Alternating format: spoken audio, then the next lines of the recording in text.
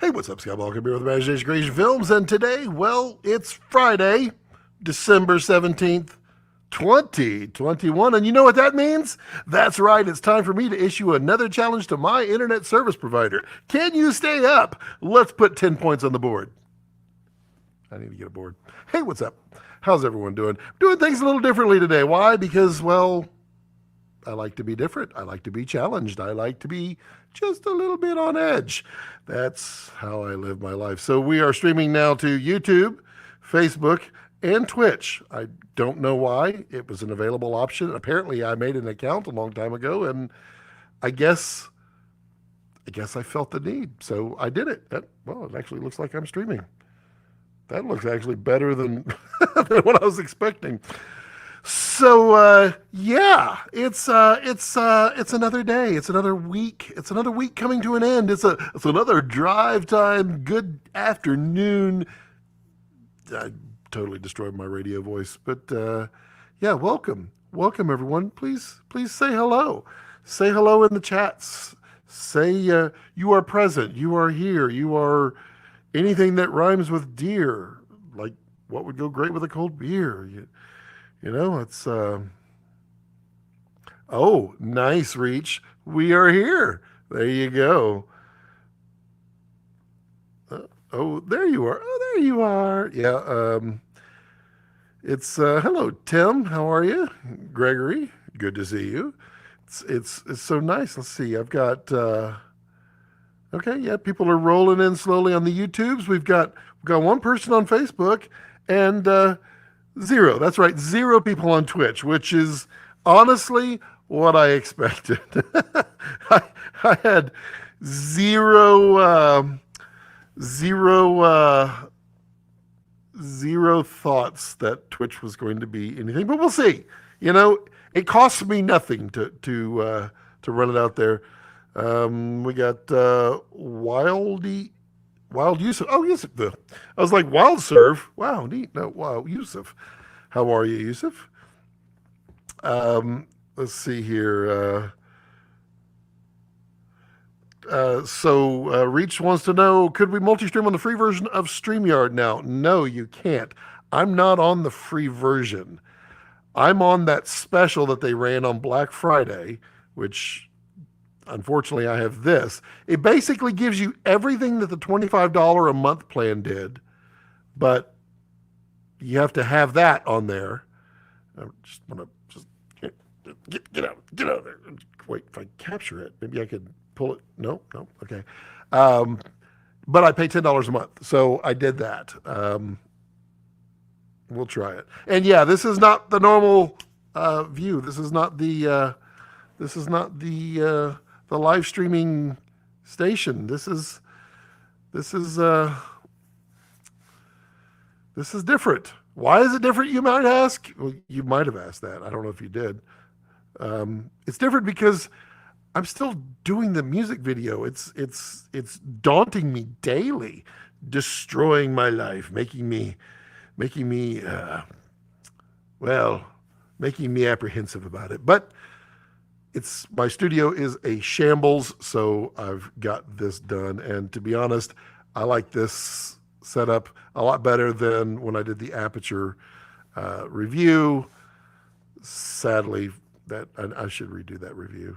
Plus, everyone thinks I hated those Aperture lights. I don't hate the lights. There's one right there, and there's one right here, and they're doing exactly what they're supposed to do. Let's see here. Yusuf says, all good, man. How are you? I'm fine. We'll get into me here in a little bit. Jeremy says, everyone should hit the like button. Yes, you should. Peter Choi. Hey, Peter. How are you, buddy? It's 5:30 a.m. Saturday? Wow. Why are you doing up? What are you doing up? That is early. Sorry, getting email. I'm being distracted by Twitch, which says I have one viewer. It's me. I'm viewing it right here on the Twitches. See? But it said there were 7 views. Maybe I viewed it 7 times. Reach says, gotcha. Makes sense. So sounds like I missed it. Yeah, I don't think they're going to do it again either. I mean, honestly, I would do this. Well, I would pay $25 a month if I could get rid of this and do 1080p to multiple streams, because I don't care for that. And I really think 720 is a cop out. Let's see here. Yusuf says, only found the video you did where Jared leaked the XL last night, so I thought I'd tune in this. Yeah, I don't. That we will be doing a live stream, Jared and I, where we just sit there and well, he just answers all the questions and I just point at him like, that's the man. But he has an open invitation. Anytime he wants to poke at me and say, hey, I'll jump on your live stream, that man is more than welcome to jump on my live stream, unless someone else is on my live stream and it wouldn't be fair to do that. But if someone else is on my live stream and it was related, yeah, sure. Yeah. No, that man, all he has to do is poke me. That's it. Peter Joy says, hints me up at 5:30 on Saturday, right? Reach says, stream looks great. Gregory says, hey, Peter, yeah, everybody just say, hey, how did you get into the future, Peter? Well, that's time travel there, Gregory. He's using a DeLorean. 08 says, hey, buddy, looking great today. New perspective looks nice. It's different. I'm okay with it. I don't know how long we'll be able to live stream today for two reasons. Number one, my internet is horrible today, although for some reason it's streaming okay right now. It looks like it is. Number two, did I do number one or did I do two? So number two, this chair, horribly uncomfortable. I mean, horribly uncomfortable. So you're going to see me like twisting and turning and popping my legs up, and then like eventually my butt will go to sleep and I'll be like, you know what would be great? We should end the live stream. Let's see here. And I do intend on having these different perspectives. I do like this perspective a lot more than several of the others, but I have the the man stuff, whatever it's going to be at some point, where I just basically drink alcohol, is going to be more towards this way, which was what the Aperture review was. But I like the lighting. This one I have more room for lighting, but I don't really, I'm going to talk like 100 miles an hour. I don't really have a lot of room for lighting because like you can see it right here. My desk, this is my stand-up desk that I do the live streams from. It's in here because there's no room over there. Yeah, it's oh my goodness. Oh, Jeremy, thank you. I truly appreciate that. That's a lot of thoughtfulness right there. That is a lot of thoughtfulness, and you have my undying admiration for at least 5 minutes. Matt Weeks. Hello, Matt, and thank you for being a channel member, Matt. I greatly appreciate you supporting the channel. There's lots of ways to support it, and Jeremy, thank you. Matt, thank you. Jeremy likes the alternate setups. A change is nice. King, hey King, what's up? With the strong thumbnail game. Am I got a strong thumbnail game? I figured it was just the same thumbnail. Interesting. Peter says, hi, Greg. Happy to be here. Love the settings. Well, thank you, Peter. Greg, don't jinx it. Yeah, no. So I'll get into the internet here in just a minute. Have I gotten my hands on a 1200D? Well, I got my hands on one, but I don't have one here. I did get my hands on one at Cinegear, and it's impressive. It's impressive. And then back to that. Jeremy, thank you. Tim says, oh my goodness. Hello, Timmy. And then we got Kimberly. Hey, Kimberly, just creeping. Oh, yeah. No, I can see that creeping. Oh, Jeremy, you make me blush. Internet. So it's been very frustrating. I finally got them to acknowledge the problem. They've escalated it all the way up to the top. They have determined what it is. They know how to fix it. They have ordered they say they have ordered the parts to fix it. and they don't know when the parts will be here because of supply chain issues. Gotta love that one, but you know, this is the time we live in. So as soon as it comes in, they're going to let me know, and we'll get back. I mean, this seems to be working today, so I won't jinx it. Fight More Films. Hey, Fight. What's up, man? Driving again, but tuning in. I love the way you rhyme, dude. Keeping it thin. That didn't rhyme. Gregory says, Timmy. 08, M18 still better. Airy fanboy. M18 is a great. Where's my drink? There it is. M18 is a great light, but 1200. Ooh, talk about creeping. Yeah, it's going to make the M18 a thing of the past. Why do I say that? Because there's no consumables on an LED. HMIs don't last forever. You got to replace those bulbs, and guess what? They're not cheap either. Oh, shucks kicks rock. Yeah, I'll kick a rock, but the rock will actually be a boulder that's in the ground, and it's just a small amount sticking up, and it'll break my toes. So, yeah.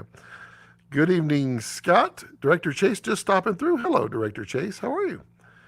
Man, we got a busy man. You know, Jared shows up one time in a while, and like everybody's in. It's like, is Jared coming? Is Jared? I don't know. I don't think so. And Brad Pitt, I don't know if he's coming or not. You never know. I mean, you could just like pop in for a second time and just like, hey. Let's see here. Gregory says if they got to the source of the problem for your connection, they probably yeah, the source of the problem is that they've oversubscribed the tower. That is. I think they originally thought that the problem was that the amount of backhaul was not functioning properly, and that they fixed that, and now they've determined, yikes, no, it's oversubscribed to the tower. And I think they have something like 100 people in that tower. So that's a lot of people for only 700 megabits. So yeah, it's a lot here. M18 is a thing of the past, like the dodo. Yeah, it's cool, but in the end, it can't fly. You are correct. Oh my goodness, Matt Weeks. Wow. Thank you, dude. Wow, Matt. Hey, you guys are just like killing me with kindness. Man, I appreciate that. That is Matt, you have 5 minutes of my undying adoration as well. And Jeremy, you're still getting mine. You're still getting mine. Jeremy, I still admiring you. I'm gonna go kick a rock. Thank you, Matt. Seriously. Jeremy's like, Matt, what are y'all teaming up? What's the deal here? 08 says King, yep, laughing. Fight More says, hey, why don't you come out January and meet me in Utah, Moab trip? Interesting. There is opportunity there for sure. I was planning on taking a trip in January.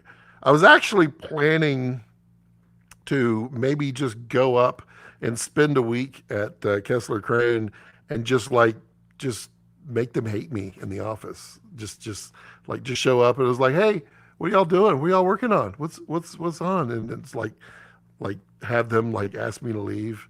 I was thinking about that. I don't know. What do y'all think I should do? Should I go to Moab, or should I go to up to Indiana? Yeah. Let's see here. Tyler says, hey, Scott, hope you're doing well. Tyler, I am doing well. Thank you, Tyler. Hope you're doing well, too. 'Tis the season, says Matt. It is indeed, buddy, and I appreciate you. Tommy, another channel member. Hello, Tommy. Thank you, buddy. How you doing?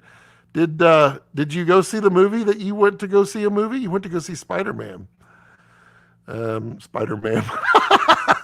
Now, that would be a funny meme. Spider-Man. Have that meme person, man.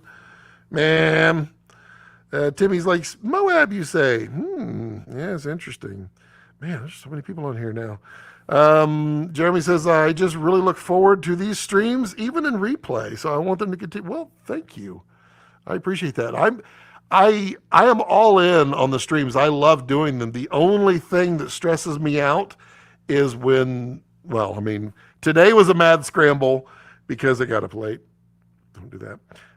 I went to bed late. Don't do that.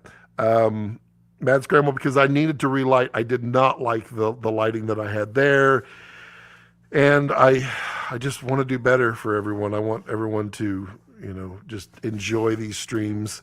I feel like I have a lot of headroom too, but if I go lower, then it's crotch shot, and nobody wants to see that. But today we have a mystery lens and a mystery filter. Ooh, mystery lens and a mystery filter. That's right. Let's put the guesses in there, and we'll see what we got going on here. Let's see. Tyler says you should do Colorado too. Why not? If I'm going to Moab, I can't even speak today. If I'm going to Moab, I'm going through Colorado. That I promise. Timmy, you up for a road trip? Tommy, you up for a road trip? Come on, let's do this. Weeks, you wanted a road trip. Weeks, let's do it, dude. Let's do it.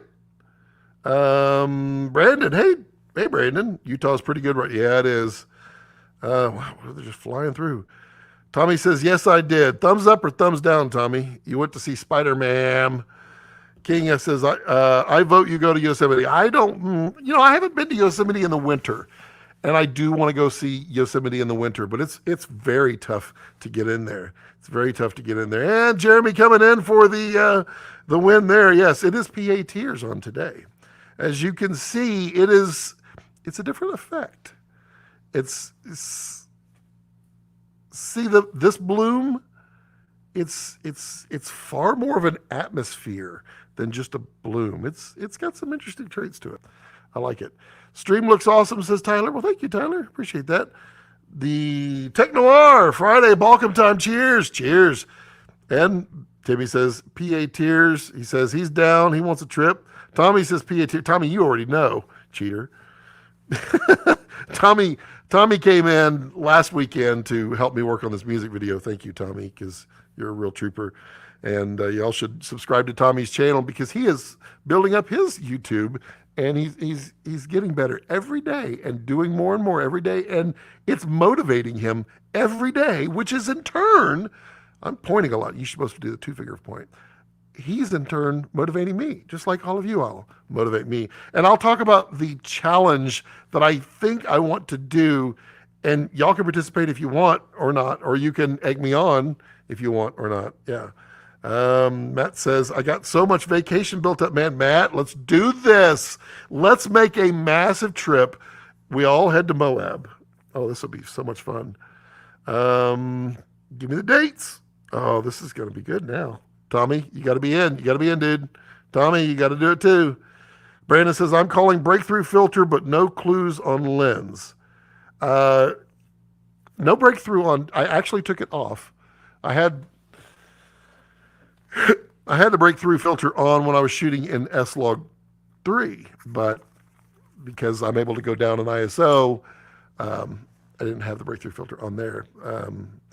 See, Tommy says, thanks, Tommy. No, thank you. Or thanks, Scott. Gerald, hey, buddy. How you doing? I'm doing well. How's your cat? How's your dog? How's your channel? Your channel's going good, too. Gerald is doing lots. I call him the Mr. Hands Reviews because he's all handsy. He's so handsy. And he's the Mr. Hands Review guy. I like him. You should go subscribe to him, too. Plus, Gerald will actually surpass me in subscribers because he caters to his audience, and I cater to me. I'm selfish. Tommy says, no comment on Spider-Man. I'd rather people decide for themselves. Well, fine. Don't share with the people. Peter says, back to sleep for me. Great you do this. Have a great weekend, everyone. Peter, thanks for stopping by. Appreciate you. Tommy coming in with an Iris. Yeah, it is an Iris. It's an Iris lens. Tommy says, let me know the dates. I will let you know the dates. Man, this thing's just flying. And one viewer on Twitch. It's exactly what I expected. Kind of like if I were to get on TikTok, which I am not going to get on TikTok. I kind of expect I would have like one subscriber.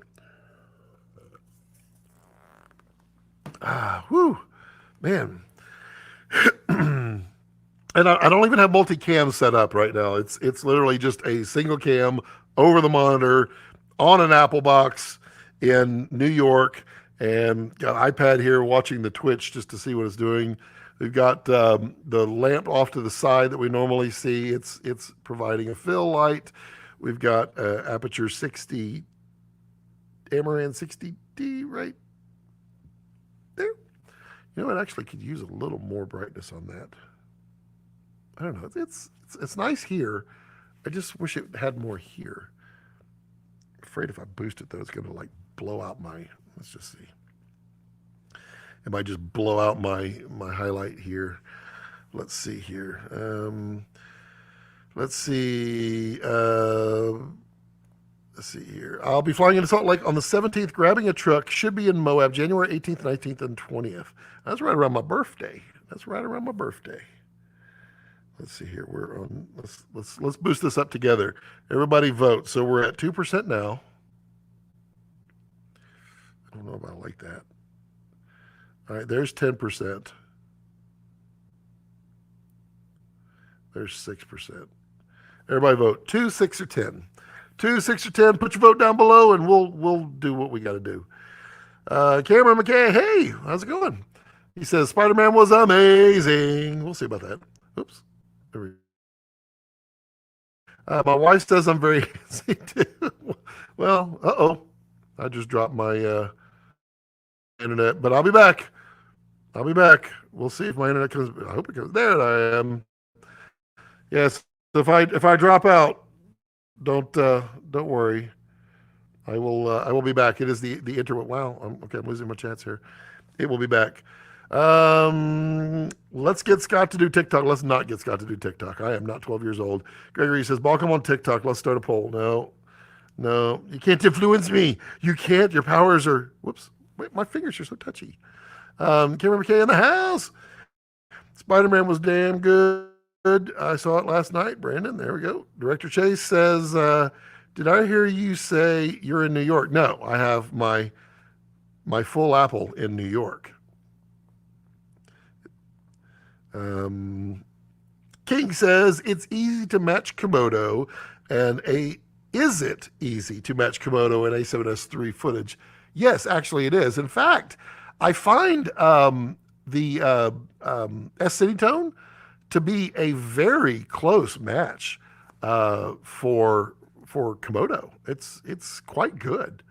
I dig it. I'm not on the A7S III today because the A7S III is on my rig in wireless mode.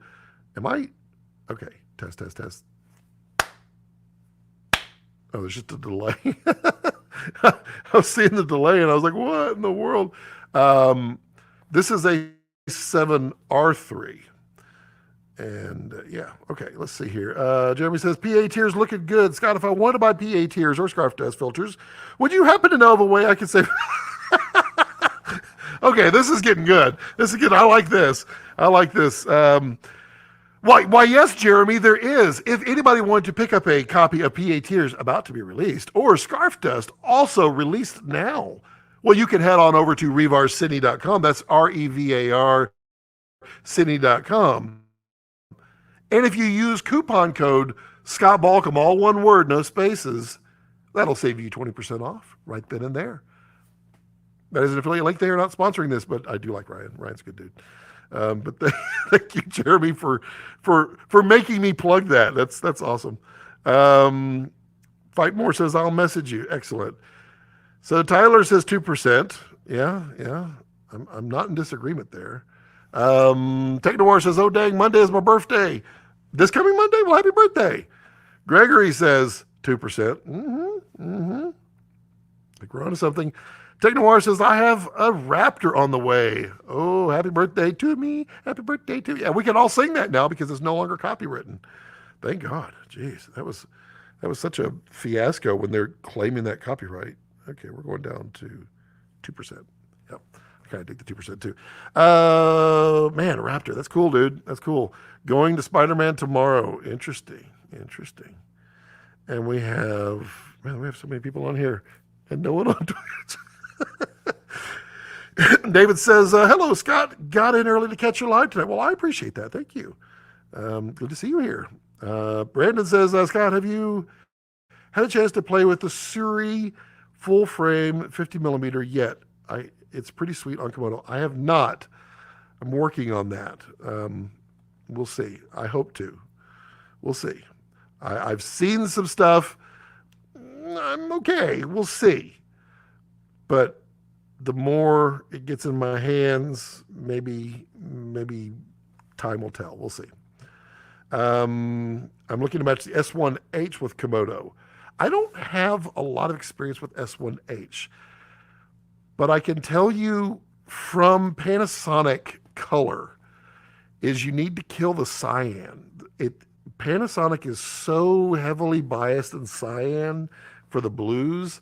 It got to the point where it was it turned me off quite a bit. So yeah, back off the cyan a little bit. And that should probably give you a better starting point.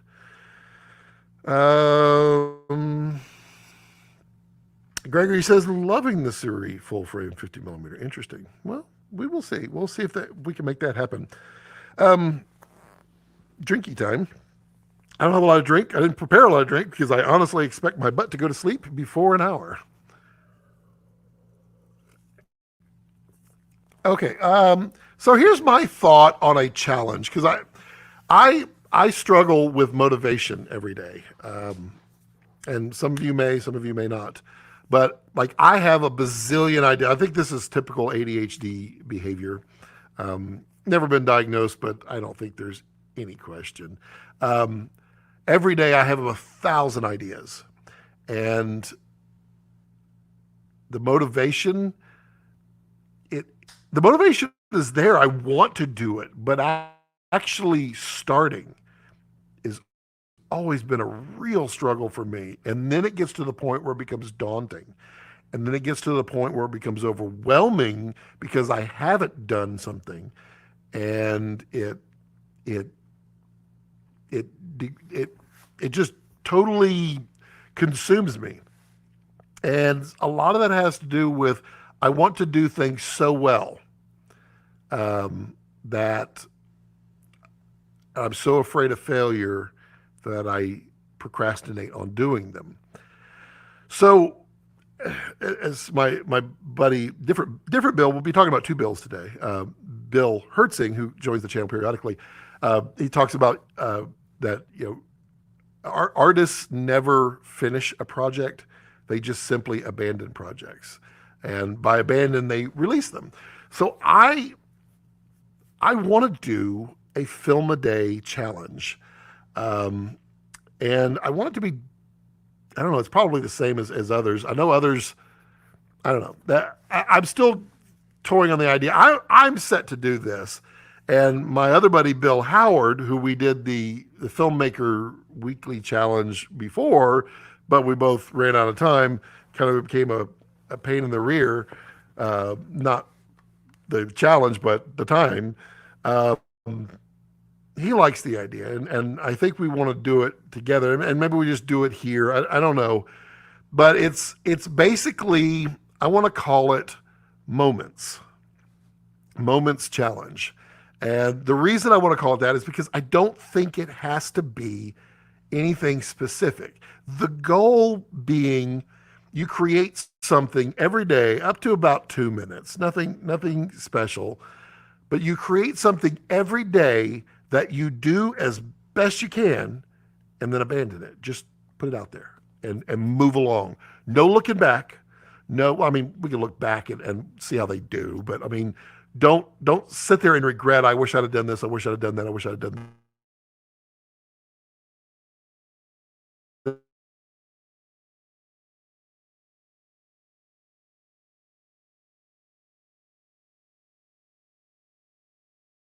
this. I want to put, am I back? There I am. Yay. Okay. I want to put myself in a situation where I can learn to accept and be comfortable abandoning my projects, even though they're not perfect.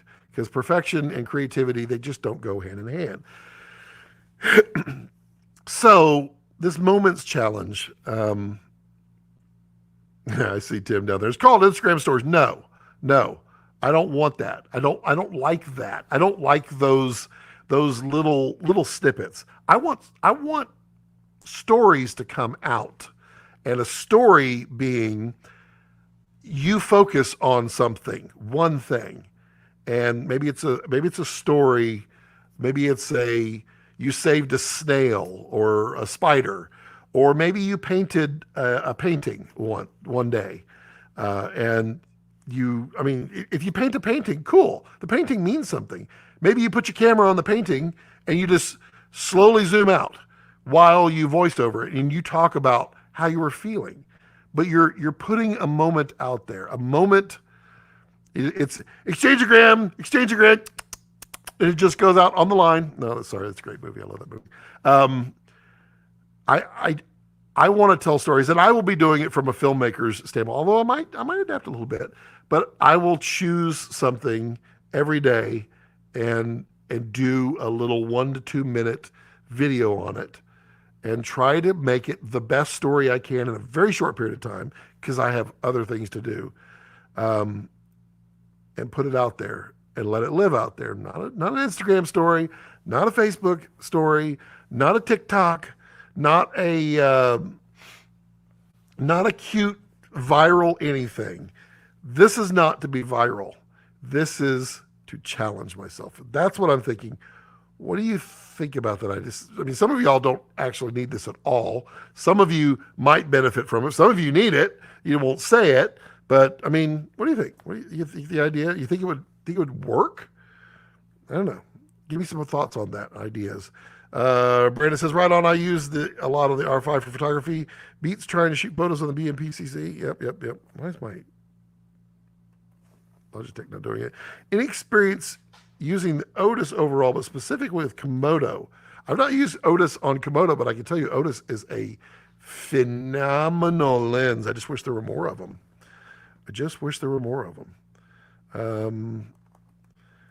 Let's see. It's called Instagram. No, it's not. It's not called that. Not called that at all. Use the Duclos mounted Otis on a Komodo, says Gregory. It is rather front-heavy setup. I'm sure of that, no matter how big the V-mount is on the back. So handheld can be challenging. I used it on the RS2 with the 25 millimeter and 50. Nice. That's got to be on a RS2. That's got to be front-heavy. And I don't know. You'd have to do it underslung. Oh, I don't know. Are the Otis reliable? If not, better to get the F-mount version. Well, the F-mount gives you the aperture, but the focus is backwards, is it not? I believe it is on the Otis. I mean, Otis optically is fantastic. Gerald says, sounds like a great idea. Anything to help motivate the follow through, and that's it. I mean, I know these live streams, they touch a whole lot of people. From Gerald's like, I'm handsy too. No. We have a huge audience in this from industry professionals who are 20 times, 1,000 times better than I'll ever be, all the way down to beginners who are just learning. And I mean, obviously, if it's not something you need to do or something you want to do, don't do it. I'm not trying to become the next anything. I'm doing it for me. And because of this channel, I am going to post them to this channel. However, I am very sensitive to not ruining this channel for people who don't like that stuff. So I will have probably like hashtag moments challenge will probably be in the hashtag. So if you see moments challenge and you're not interested in that, just don't watch the video. It's cool. I just want to post them here because I want to help inspire as much as I can. And I want to be held accountable as much as so if you're not into it, but you want to see me succeed, then, prodding and poking and making sure that I do it, I'm all for that too, because I mean, I can excuse myself like you wouldn't believe. I can make excuses. Tech Noir says, all about routines. Get up early, move your body, meditate, make lists, goals, and then execute. And then on Fridays, tune into Bogum. I love it. Um, RM Film. Hey, dude. For a young dude, would you recommend the corporate video life or the less consistent freelance life? I don't see why the two can't be mutually combined. I do corporate work and I do freelance work and I do a lot of different work out there. Um, I mean, corporate work can get boring for sure, because it's always the same old. But you know, it's it's it's where you can make efficiencies. It's where you can make things better. It's where you can refine and where you can play a little bit and try to be creative when you can. I wouldn't say that you need to limit yourself to one or the other. Uh, the important thing, and I mean, many of the reasons why I want to do the Moments Challenge is to force yourself to do something every day. Do work. The more you do work, the the better you'll be. Just period. I mean, the more jobs that I have, the better off I'll be. That's just life. Um, Not much of a difference IQ wise. When speed boosted, it's a bit worse than the Sigma Art, but the hard stops are a win in my book. Yeah, that's interesting. And Jeremy says on Friday we balk them. we filmmaking community together. We do it on the Balcom channel, but we filmmaking community, and this is a community. All I am is just a loudmouth who keeps talking until my rear end goes to sleep. Let's see here. Brandon says super doob here, super doob. Cool. I love the challenge and look forward to learning on this channel. Perfect, dude. I'm happy. I'm hoping. Well, I'm hoping that I succeed in doing it. I really do, because we all know how challenges work. You're super happy, then it's super stressful, then you give up on it. And I'm hoping that you hold me accountable and I motivate others to keep pushing forward as well. Matt says, regardless of how you do it, you are doing it. That's winning, and that's exactly the truth. And that's why I don't know. I may decide. I mean, I decide for me, but for me, just talking about this Moments Challenge, I may say we'll do like weekly guides. Maybe like we focus on colors one week, or we focus on flowers. I don't know. That'd probably be bad because maybe there aren't flowers in winter. But I mean, something that everybody can kind of focus on. I don't know, because I feel like the moment you start wrangling it, the more the more it becomes challenging and frustrating for people. But I mean, having guides also helps make people think outside the box, because maybe you're really good at doing a story about a color, and you just do that. Then are you really challenging yourself too much? You just become a habit at that point. So I don't know. We'll see. Jeremy says, or my 2 cents would be that you need to set yourself up to be financially stable, and if corporate provides that, grab it. You can build your skills as freelance clients until the freelance takes over. That's right. And guess what? You could freelance in corporate and out. And you'd be surprised how many corporate gigs could turn into a personal docu-style, do commercials. I mean, that kind of stuff works. RM says, Matt Weeks, really good perspective. That's true. Yep. That's why we love Matt. Jeremy says, that makes a lot of sense. The financial stability is very nice. I'm just worried that my film school friends that freelance are going to have the head start in the film TV world. No one has a head start. No one has a head start. When they come out of film school, or if you didn't go to film school, you're going to start in the same place in the world of professional filmmaking, at the bottom. That's literally what happens.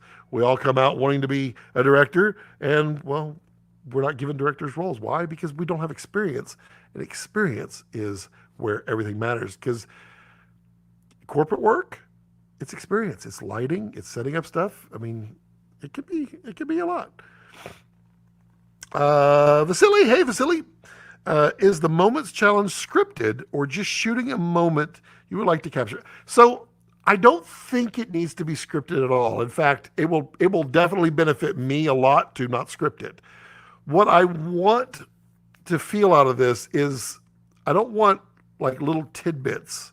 I don't want it to be an Instagram story where it's 15 seconds of this and 15 seconds of that. I want it to be a story, some type of story. The story could be told um, through a painting. That's cool. Like I gave that example, but I'd like to hear about the painting. I'd like to hear what made you paint that. What were you thinking? What were you hoping to do? That kind of thing.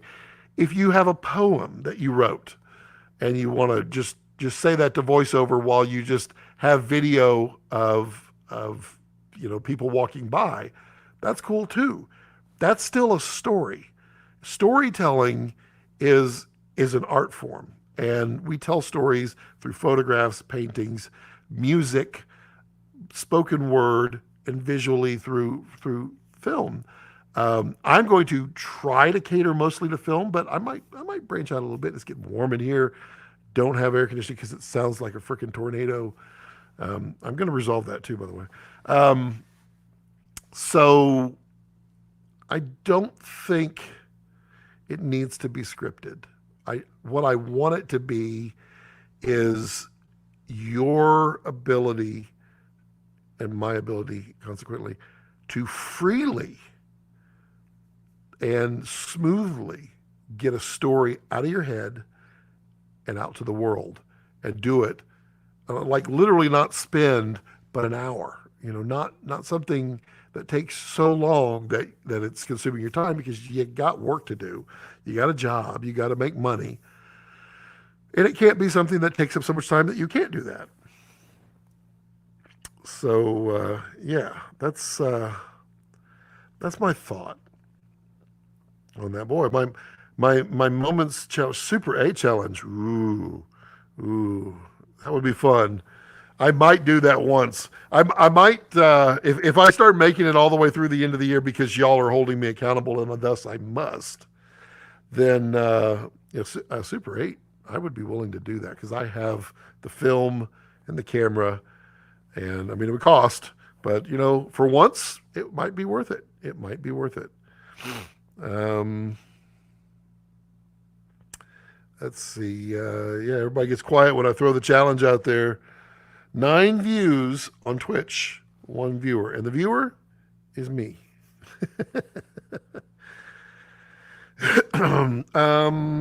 RM Film, favorite gear purchase of 2021.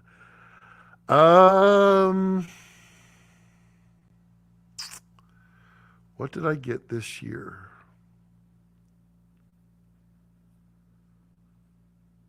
I'm just trying to think of, because I got a lot of gear last year. This year,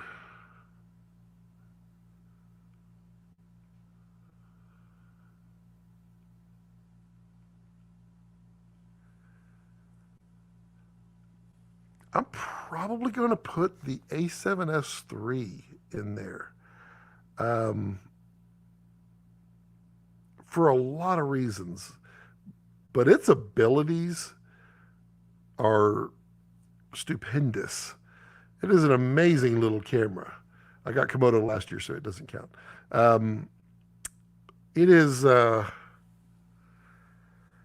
is it is a heck of a tool. And I know that the A7 IV is going to be equally as good for so many people.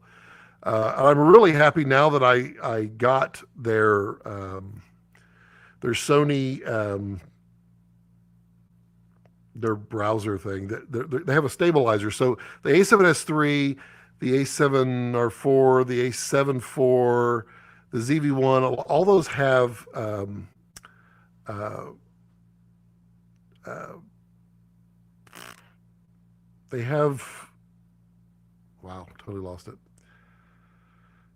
Coordinate. What am I thinking? They capture the movement of the camera and record it, and it can then stabilize it in post, and it can do such an amazing job stabilizing. And I could never get it to work before, but now it works. That makes the A7S3 really good. A secondary, I would say, would actually be the 600X. Um, Now, in fairness, that was sent to me. I didn't buy it, but I would have bought that light. That light is actually so powerful and so good.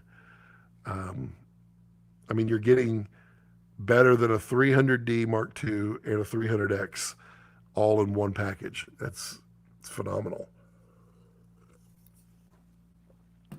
What was your best gear purchase of 2021? Put that in the comments. Everybody tell me your best gear purchase of 2021. I'm actually interested. I'm interested in why I'm streaming on Twitch. I don't even know. Technowar says VFX 2000 challenge. What is it, 2000 VFXs? I might be up for a VFX challenge, but I would have to get through this challenge first.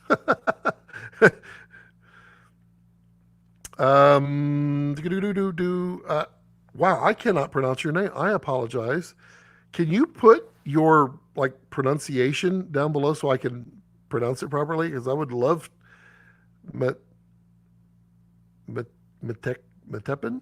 Metekin? I don't know. I don't know. Please help me out there. What is your light setup right now, sir? Thank you. My light setup is quite simple, and I'm going to move my leg because it went asleep. Oh, man, I told you this chair is horrible.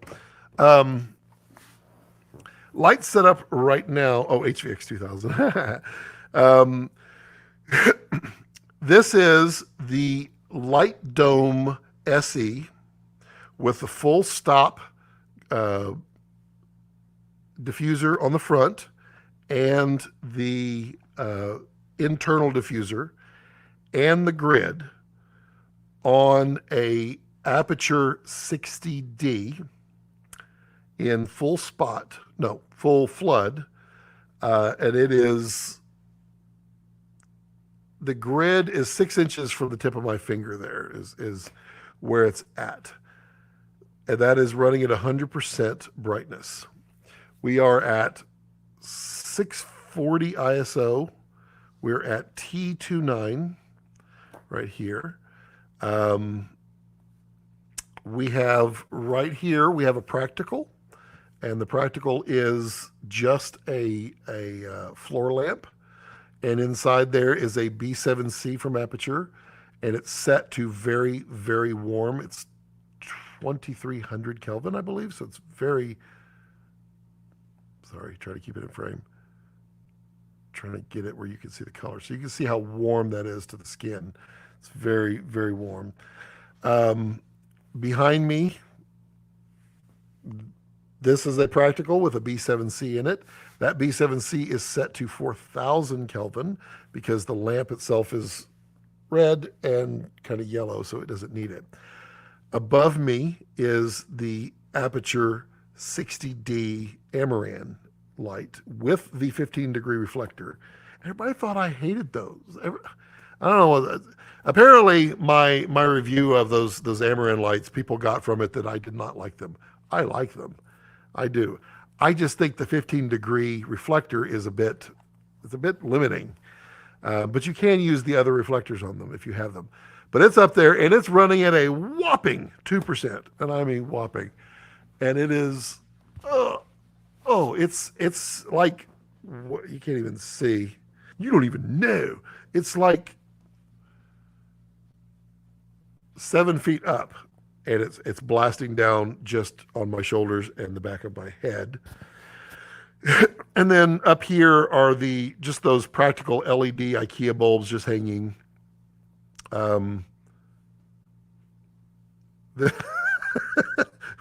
Where's my thumb? So this is my backlit typewriter, and then back this is so much harder than back here is a B7C and a clamp light, just a simple clamp light. Typing that is pointed at the corner, and I have it set to teal, and it's turned way down. It's like probably at 20%. It's not much. And then it's hard to tell, but this right up here is from my desk lamp practical, which has a B7C in it. That is I'm just basically trying to illuminate this the window here just ever so slightly, and I can. Let me just do that a little bit better for everyone.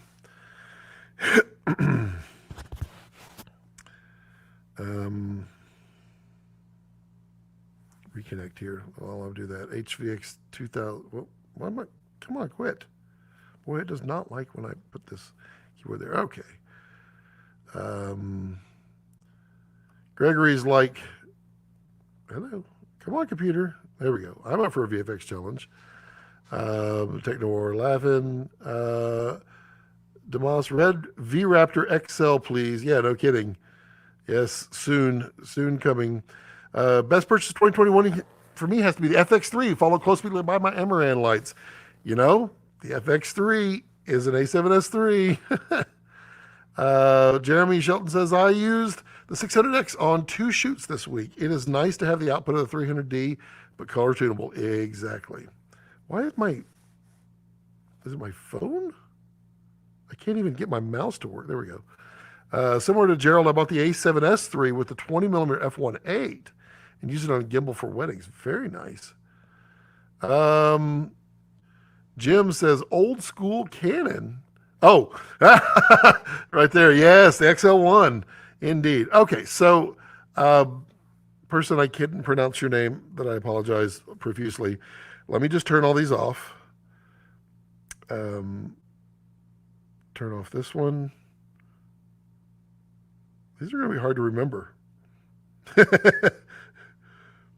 Boom, boom, boom. Okay, and so right now, there we go. So all we have is the practicals that are up here, and then this is, that's my little Pac-Man ghost in the background. So these are just practicals overhead. So the first thing I want to do is throw in the key light. And I apologize. This is not the 60D. This is the 60X from Aperture, not the Amaran. Okay, next we then throw in the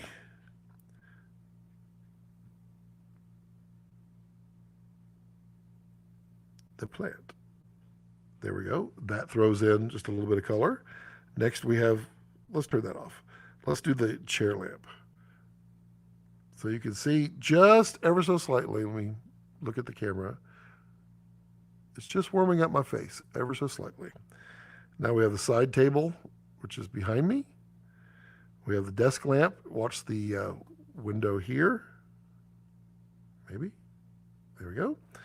And then we have the plant behind me. And that was it, right? Oh, we need the kicker overhead. Where's it? Right there. And that's it. That's the lighting. That's the rig for today. There we go. Translation is Furious Cake. Thanks again. Great composition for not over expensive light. Yeah, these are budget lights. And that's the thing. You don't need expensive lights to make pretty. Pretty is about using what you have the best way you have. I mean, the reason I have the grid on here is because I don't want this light spilling and just destroying back behind me, because this would absolutely spill straight back if I didn't have it on there. And I did not want that. You can see it fall off. And that's perfectly in line with going straight back. So you can see back here, it's actually hitting a little bit, but not much. Furious Cake. Wow. That's kind of a cool name, though. I would just go by Furious Cake. That's cool. Jeremy says, so would you say the difference between the Aperture LS60X and the Amaran LS60 is purely the build quality and accessory support output but listen more. Okay, so here are the major differences. Build quality, yes. The build quality of the Aperture line is a cut above. But don't forget, on the Aperture, you have a built-in focal. You have an element in there. You can transition from spot to flood built into the light. That's not something on the Amarans. In addition, the yoke, you get a full-on yoke as opposed to the screw-on thing, which I definitely do not like that on the Amarans. But yeah, the build quality is a lot. I would absolutely take the Apertures everywhere. The Amarans, I would only take them if I was going to handle it, because I just know how people I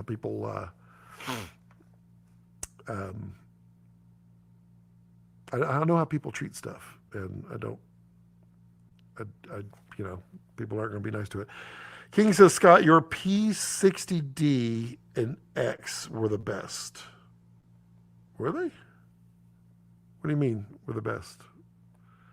Define that, King. Let me know what you mean.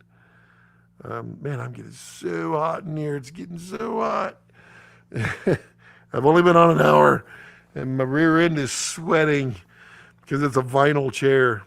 I mean, this chair's done well. I got this chair to enjoy the cigars in, and then I determined that you could only sit in them for half a cigar. But I bought these things for $99. Kind of hanging in there. And I bought them at Home Depot, of all places, because I wanted what I still want. I absolutely still want to find is a Queen Anne chair, one of the really high back, that you would see like Grandfather Time sitting with his pipe, reading a book, telling you a story. That kind of chair is what I've been looking for forever, but I don't want to spend $1,000 on one. The feels a pro experience when I see images like yours right now. Absolutely interesting. Well, thank you. I mean, just play with light. Light is so much fun. And if you have time and you're not stressed about everything like I was, or tripping over wires like I was, I mean, you can knock this little setup out in moments, just moments. Excuse me. And it's like using practical. So I'm like I bought this specifically as a practical for my set. But if you're in your living room, everyone has a lamp. It's no big deal. Everyone has a floor lamp. Well, maybe not everyone, but I mean, you have a floor lamp. You can get those B7Cs, which are fantastic. They're out of reach. I can't even get up. I mean, you can get an MC from Aperture. And ooh, wow. Wow. Okay, so check out that, my friends, is PA Tears. That is that. See how so much more. It's way more than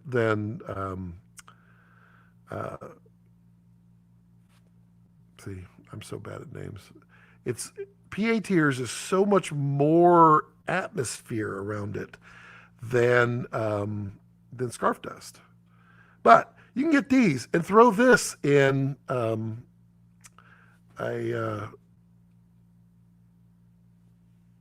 just see how one little MC, just that bright, just fills out my face. I mean, that's equaling. It's not equaling the quality, because that's through a large area, but I mean, we're equaling the brightness right about there. And what are we at on this? 100%. Okay. Jim says, "Dat flare, ooh, dat flare." Y'all were here for me singing, weren't you? Looks like you've got some diffusion on your lens. I do, Jim. And thanks for pointing it out. That is the new PA Tears. Look for a review soon. I know I keep promising that, but I've got to get through the music video. I've got to get that. Will be out Monday, or I'm just completely lost it. I will probably have a nervous breakdown if I don't get it out by Monday. I'll have abandoned it by Monday. But yes, PA Tiers right here. And it's available through Revar City. If you use coupon code Scott Balcom, all one word, no space, get 20% off. Save yourself a little bit of money. And it is an affiliate link. I do get a little bit out of that. Let's see here. I mean, when humans understand that camera doesn't matter, then that is true. Lighting is everything. So story is number one. Sound is number two, unless you do not have sound. Lighting is actually number four. Number three, set decoration. Spending it on set. Number four is lighting. 5, lenses. 6, this mini, would be camera. That's how I'd put that order. Because if your story sucks, everything else doesn't matter. If you don't have good audio, everything else doesn't matter. If your set looks cheap, everything else doesn't matter. And then lighting. If your lighting looks bad, then everything else doesn't matter. Jeremy says, absolutely. You can get away with a slightly lesser build quality when you're always the one using it. Yes. Personally, I really baby all of my equipment, as do I. Unless I physically trip over it, which I've done, I absolutely baby my gear, like excessively. And you can look at any of my gear at any given time, with the exception of my 24-70 Canon. Literally, the day I bought it, brand spanking new, I chipped the glass. I don't know how I did it. The very first day. Other than that, you won't find marks on anything. Oh, and I did after 5 years. My 70-200, I cracked the little window that goes over the focus and zoom. I've got a little crack on it. That's it. I mean, now if I open up a camera, yeah, all bets are off. Boy, that sucker could be toast. But Jeremy says, not always because I have to, but because I value it.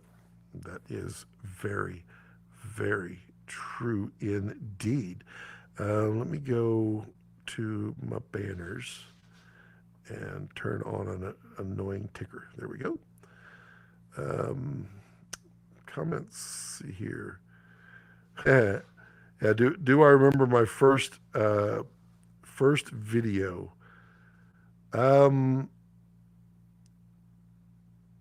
Yeah, I do. So before, when was America's Funniest Home Videos first out? When was, I'm trying to remember, because I don't think it was for that show. I lived in Tennessee.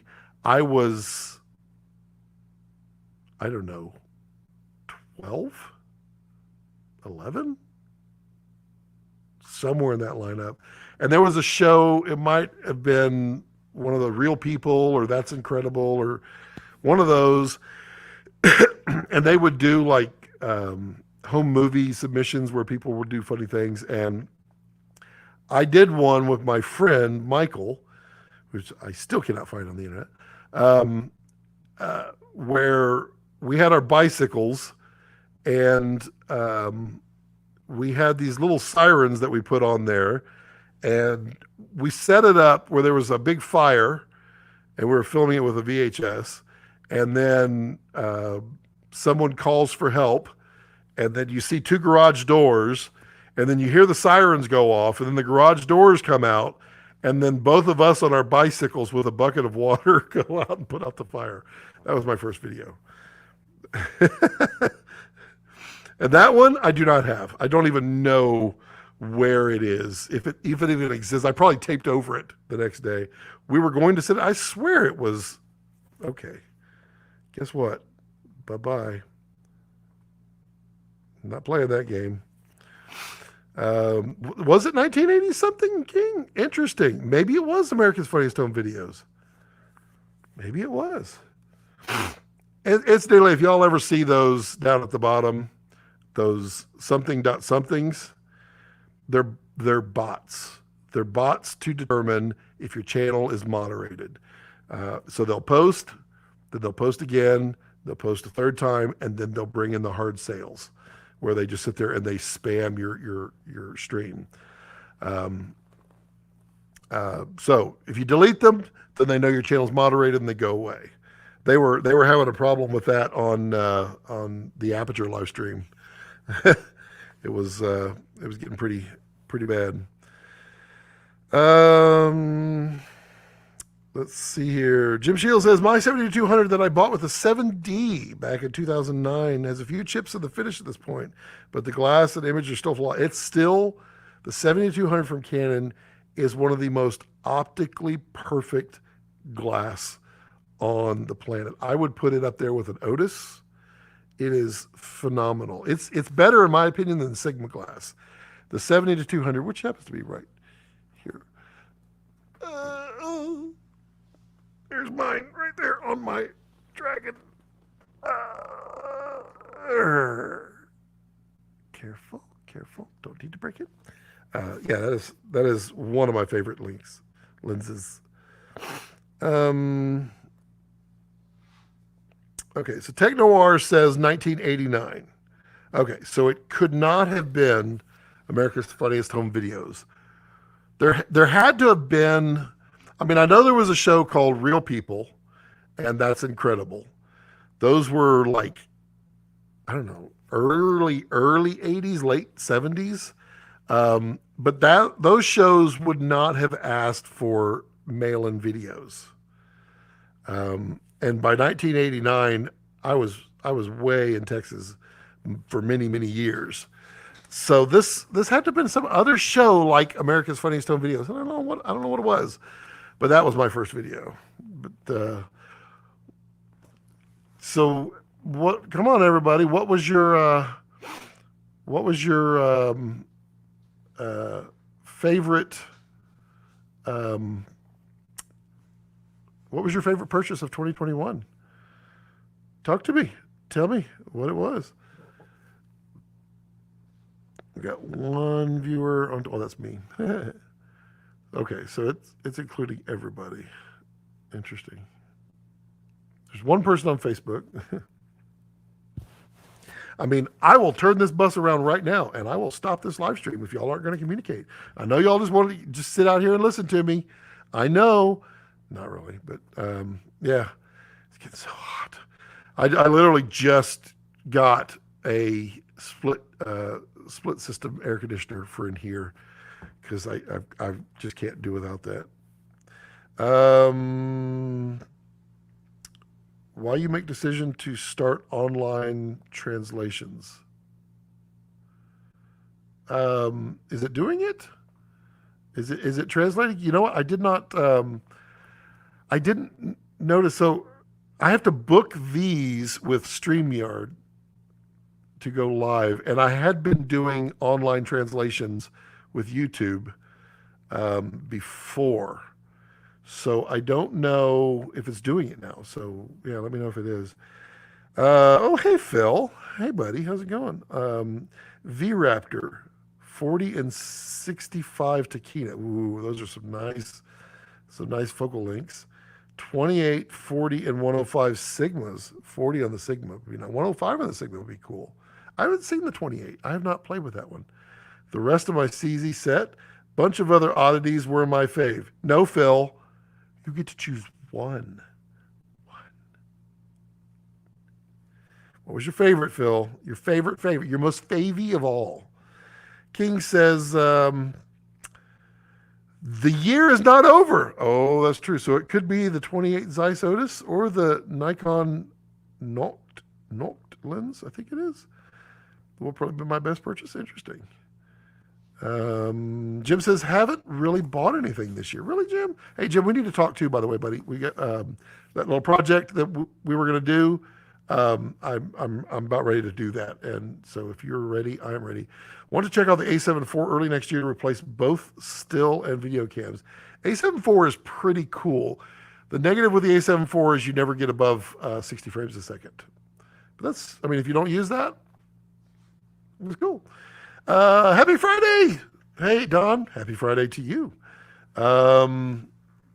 Jeremy says, my favorite purchase of 2021 was probably my production van. Nice. Not sexy, but it's been so useful and way better than hauling a production trailer due to parking like I did for a decade. I completely understand that. What van did you get? What van do you have there? Phil's like, V-Raptor by a mile. Your post says V-Raptor, but your thumbnail says not V-Raptor. I mean, if I was able to bought the V-Raptor this year, V-Raptor would have been by a mile as well, for sure. King says, I'm torn between getting an EF Otis or an F-mount decisions. Phil, could you, Phil got him some Odi. Phil, could you answer that question? EF Otis or the F-mount for King? I know you know some things about the Otises. Literally nothing like it out there at all. That is the V-Raptor, and that is 100% accurate. There's literally nothing out there. Light Dome 150. The Light Dome 150 is really, really cool, and I would be using it right here, right now, except it's set up on my music video set, and I don't want to tear any lighting down because everything has to be the same. Jim says, sweet, hit me up this weekend. We'll do, buddy. Vasily says, I agree with the 70-200 2.8. The sharpness is insane. I got lucky, got the version 3 too. I got the, really, mine's the version 2.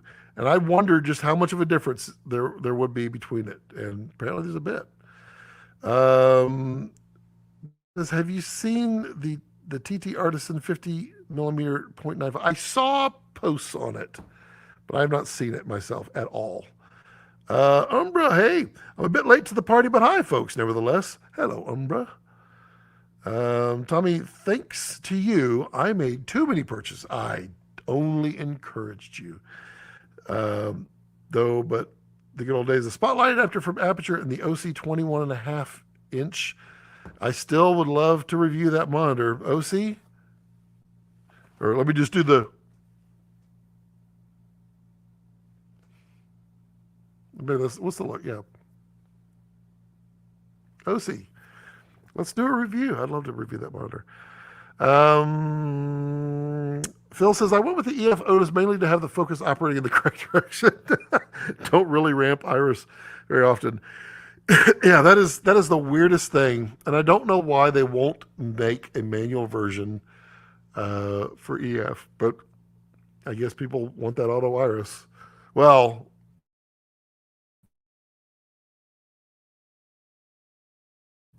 click, didn't you? Why won't it click? Did I lose? There it goes. Why is, there it goes. Jeremy says, I picked up a used ProMaster 138, but not the high roof, again, due to parking flexibility. Well, those things are rather interesting. I imagine that thing corners really well. Those shorties, and that's a shorty roof, shorty wheelbase. Don laughing.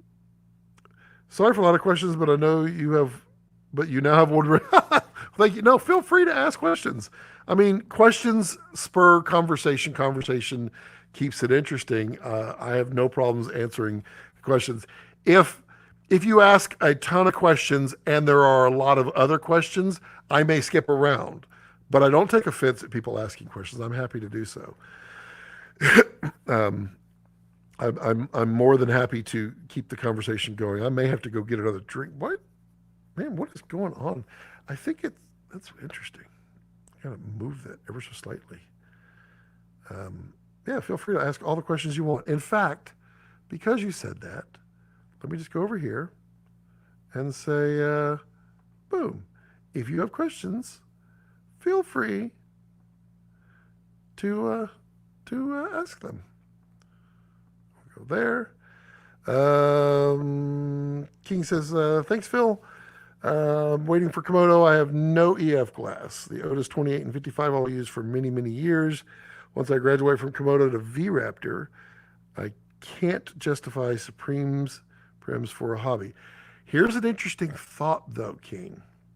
When you do get Komodo, get the RF to EF drop-in adapter from Breakthrough with the variable ND. Then you can run your Otis wide open and variable ND instead of if you truly need to variable your exposure, do it with variable ND. It's not always an option, but yeah. Don says, how long will you grow your beard? Also, who wears short shorts? Well, these are not short shorts. They're just jogging shorts. I always wear shorts. Always wear shorts. People, unless the set requires that I not wear shorts or for safety concerns. But yeah, I mean, anybody that knows me in person knows that I'm 100% in shorts all the time. It can be 20 degrees outside and I'm in shorts.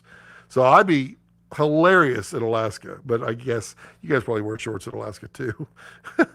How long will I grow my beard? Probably through New Year's and then shave it back down. I like to do this for Santa, although I haven't done anything with Santa yet. I need to do something with Santa. But I just like the long beard. My wife does not at all like the long beard. Does not like the long beard. Richard says, I feel like ever since the Raptor drop, people are sleeping on the Komodo, which I feel is beyond an amazing camera for the form factor, power like global shutter. Do you think people are more hyped for Raptor just because it's new with slower frame rates or because it's the cheaper Monstro VistaVision 8K resolution thing? I'll get into that. The images hold the same value minus the resolution to me. I can notice a little better shadows in Raptor. There's more dynamic range in Raptor too, but they are two different cameras. So what you see, and I don't know how to I don't know how to so you have Komodo, and you have people buying Komodo because there's no Raptor. When you do bring out the Raptor, you have Komodo and you have Raptor. Wow, I got the hiccups. I don't think anybody has gone like shied away from Komodo at all. I think the door opened with Komodo to so many. And you got to understand, Komodo is the best selling camera Red has ever made. It is, I think, by a lot. I don't know. I've heard numbers, and the numbers are staggering. It is a phenomenal seller for them. And it's not intended to be an A-cam, but people buy it for A-cams. V-Raptor is intended to be an A-cam, but not everybody needs 8K 120. Not everybody needs 8K. So it's a little bit of give and take. I don't think there was anybody, and Phil, you can tell me if you've heard this either, or Tim, if you're still on here. Did anybody decide to choose between Komodo and V-Raptor? Because I don't think that's a decision that most people made. I think they were either looking for a V-Raptor or a Komodo or both. I don't know.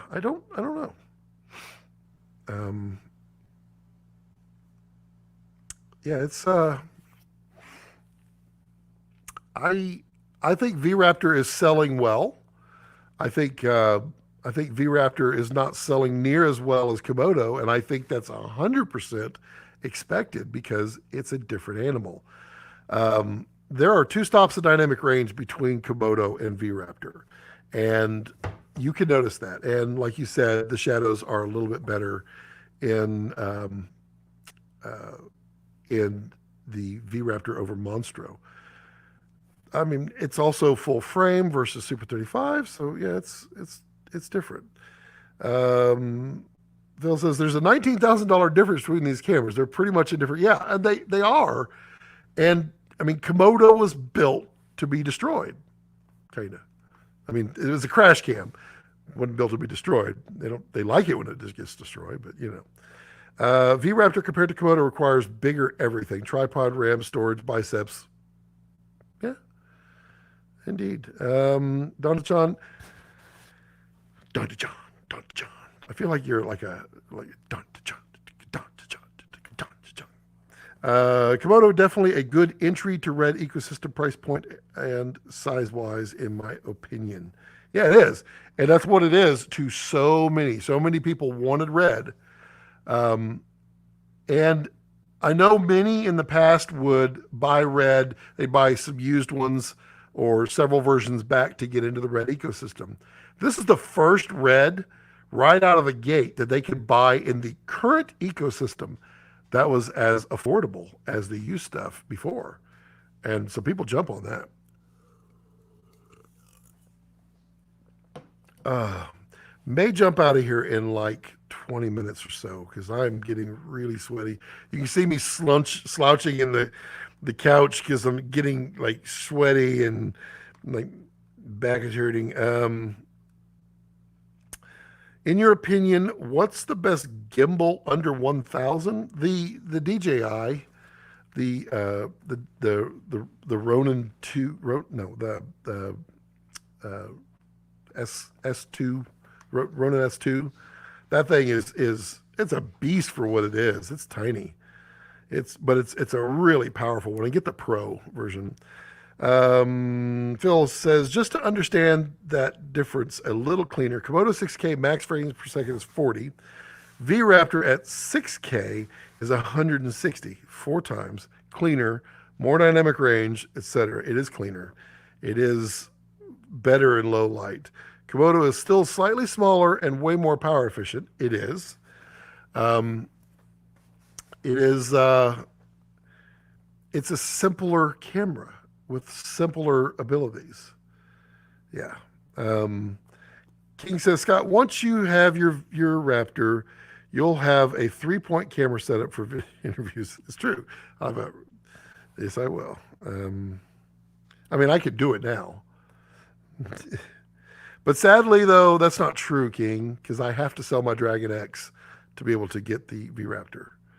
So I won't have a trifecta Red. I will have the A7, well, not that one, the A7S3 over there, Komodo and Red.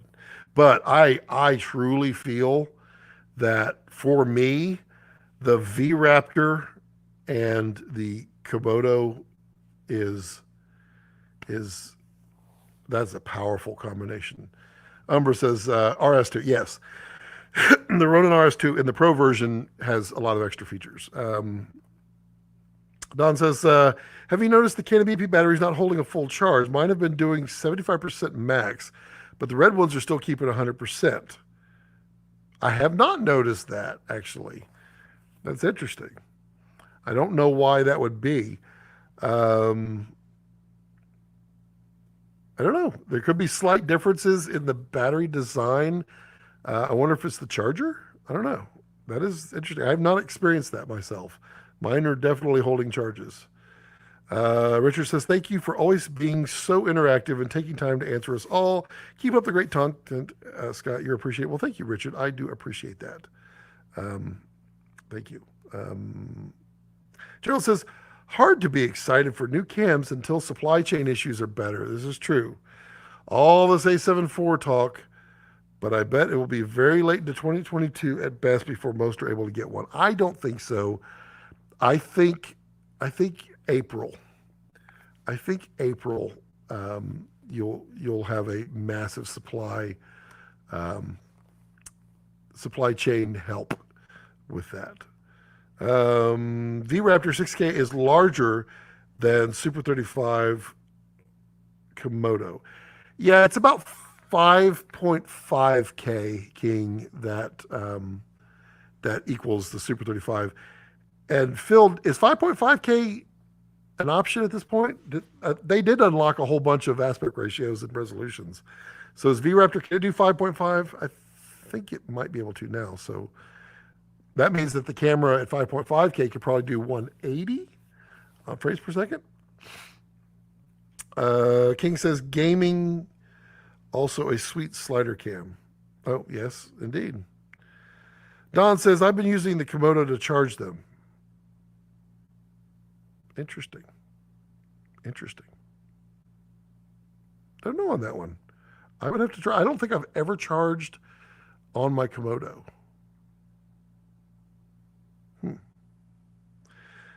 I try to understand how to make messages viewer for my main window, like StreamYard. StreamYard right here, StreamYard.com.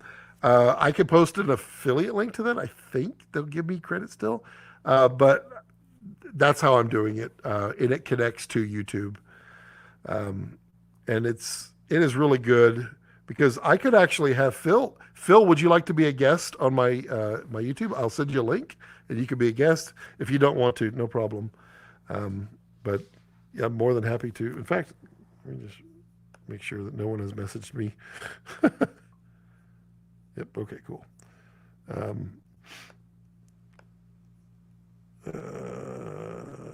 Okay. What happened? There we go. Ooh. Sorry, coffee. I'm coughing because I don't have anything to drink. Phil says half K reses aren't in there yet. Copy that. Sure, hit me up. Okay. All right, hold on. We're going to get Phil in here to answer all your fun Phil questions and VRaptor questions and lens questions because you know Phil, super nerd. I'm going to create an invite here. Copy to clipboard. And just bear with me one moment while I go over here and oh man, I'm not gonna be able to hear Phil. Oh no. Let me figure that out.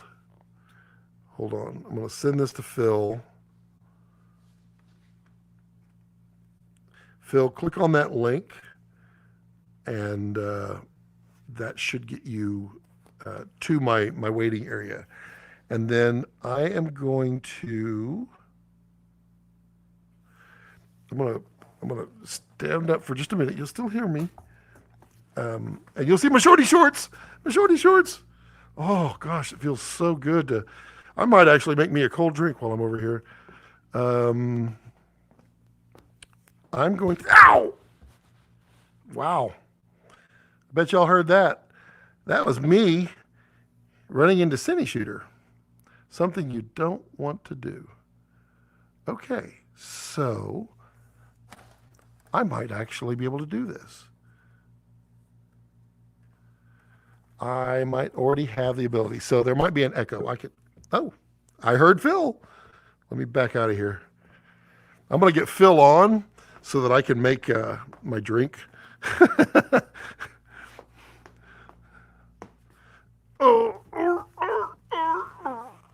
Okay. I heard a Phil up here. All right, we're gonna pop Phil in there. Add to stream. Hey, there's a Phil. What's up, Scott? Oh wow, that's loud. Let me turn that down for me. What is up, Phil? How are you? There's no feedback on my side, is there? No, you sound great. Okay, good. Last time when I had Jared on here, I had to grab my headphones, and they're really short, and I didn't have the speakers hooked up, but I actually had the speakers hooked up for my music video. So I'm gonna go get a drink real quick so I stop coughing. I'm gonna promote you to main guy somehow. Okay. I don't even know how that works. There you are. And then yeah. Let's see what this is. Oh, I see. I'm full frame now. Yes, you are. You ever been tempted to cash in on the red ecosystem and get an entire suite of Black Magic 12K? Oh my God, no. You want to take that one, Phil? Yeah, I guess so. Wow. It's a complicated question because that camera is the right camera for some people. But for me, it is not exactly something that I could use professionally. Um, it's a tricky one. It's a deeper conversation. It can get real technical too. But yeah, uh, those cameras are not exactly in the same playing field. And it's not a. It's weird because some people think stuff like this is like all clicks and stuff like that. If you're an Alexa shooter or a Venice shooter or a Red shooter or whatever, it has nothing to do with that. It has everything to do with the technical issues and capabilities of the camera, the look, dynamic range, etc. Um, you know, that's the hard truth. And to a more crazier point, if you look at what a lot of rental houses or productions are using, and you're not seeing certain cameras being used or used regularly, that probably should influence a lot of certain decisions or not. Like I know some rental houses, for instance, that don't stock red, but at the same time, I know rental houses that do. But none of those rental houses has a single Blackmagic camera. And it's primarily due to a couple things. The rental market's really complicated when it comes to larger rental houses. They need to have cameras of a certain value to make it make sense to even have a rental business. Yeah, hairy conversation, deeper, more complicated than I could possibly even get into, probably. Oh, you can do it. I believe in you. Okay, there we go. I'm back. I think the interesting thing that Red's done in the last couple of years, Komodo was the taste of things we got with V-Raptor. V-Raptor ended up being way more of a camera than I anticipated it to be. In terms of its frame rates, its size, I thought it would be bigger. Like when I started thinking about what the next Red would be after Komodo, I was like, okay, it's going to probably be smaller because Komodo is super damn small. But V-Raptor is like only a little bit bigger than Komodo, really, when it comes down to it. So, it's not much bigger at all. no, It's like 20%, maybe. My exposure here, because late day sunlight through my place gets a little bit crazy. That's okay. Yeah, and the other thing that like with the Ursa 12K, I mean I've seen the footage up close. If you pixel peep, and I know people hate pixel peep, Red especially hates it when people pixel peep, but if you pixel peep the Ursa at 12K, it is not pretty. It is darn right ugly. Right, it's noisier. It's a very small pixel pitch. It's only 2.2 microns. Yeah. And it's also not exactly a traditional Bayer pattern sensor.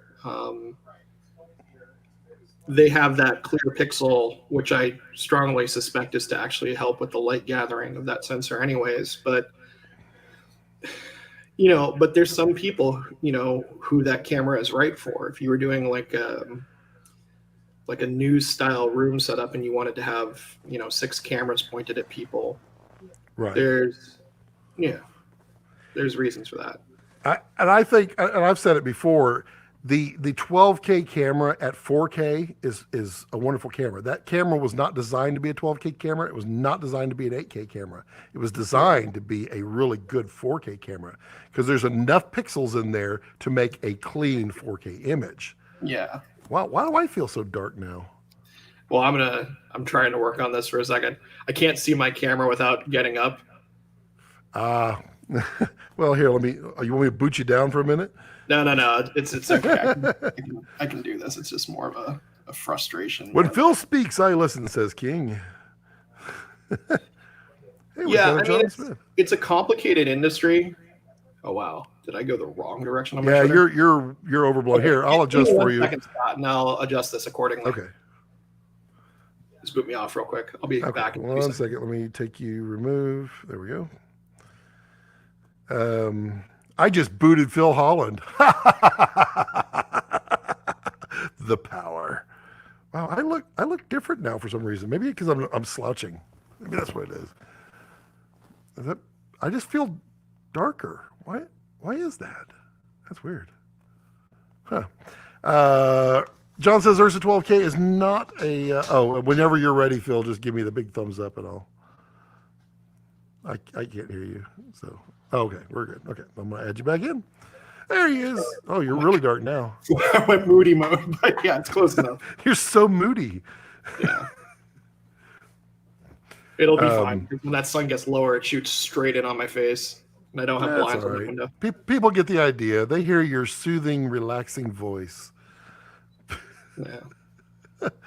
Let's see here. Ursa can accept PL mount though, but the low light is a fair comment. Oh yeah, John said not a low light camera. EF mount is sloppy, unless using PL glass. I can't get my finger. There we go. Shots fired. Yeah. Go technical. Yes. Yeah. Just go get a 12K raw clip from anybody, and just zoom in. Just zoom in, and yeah, you won't think that Ursa 12K is that cool. Umber says, personally, I don't have a horse in that race. Just curious due to possibly massive price savings, and some folks close to me are getting awesome results. I mean, you could get a good picture with a Blackmagic. I've never faulted them.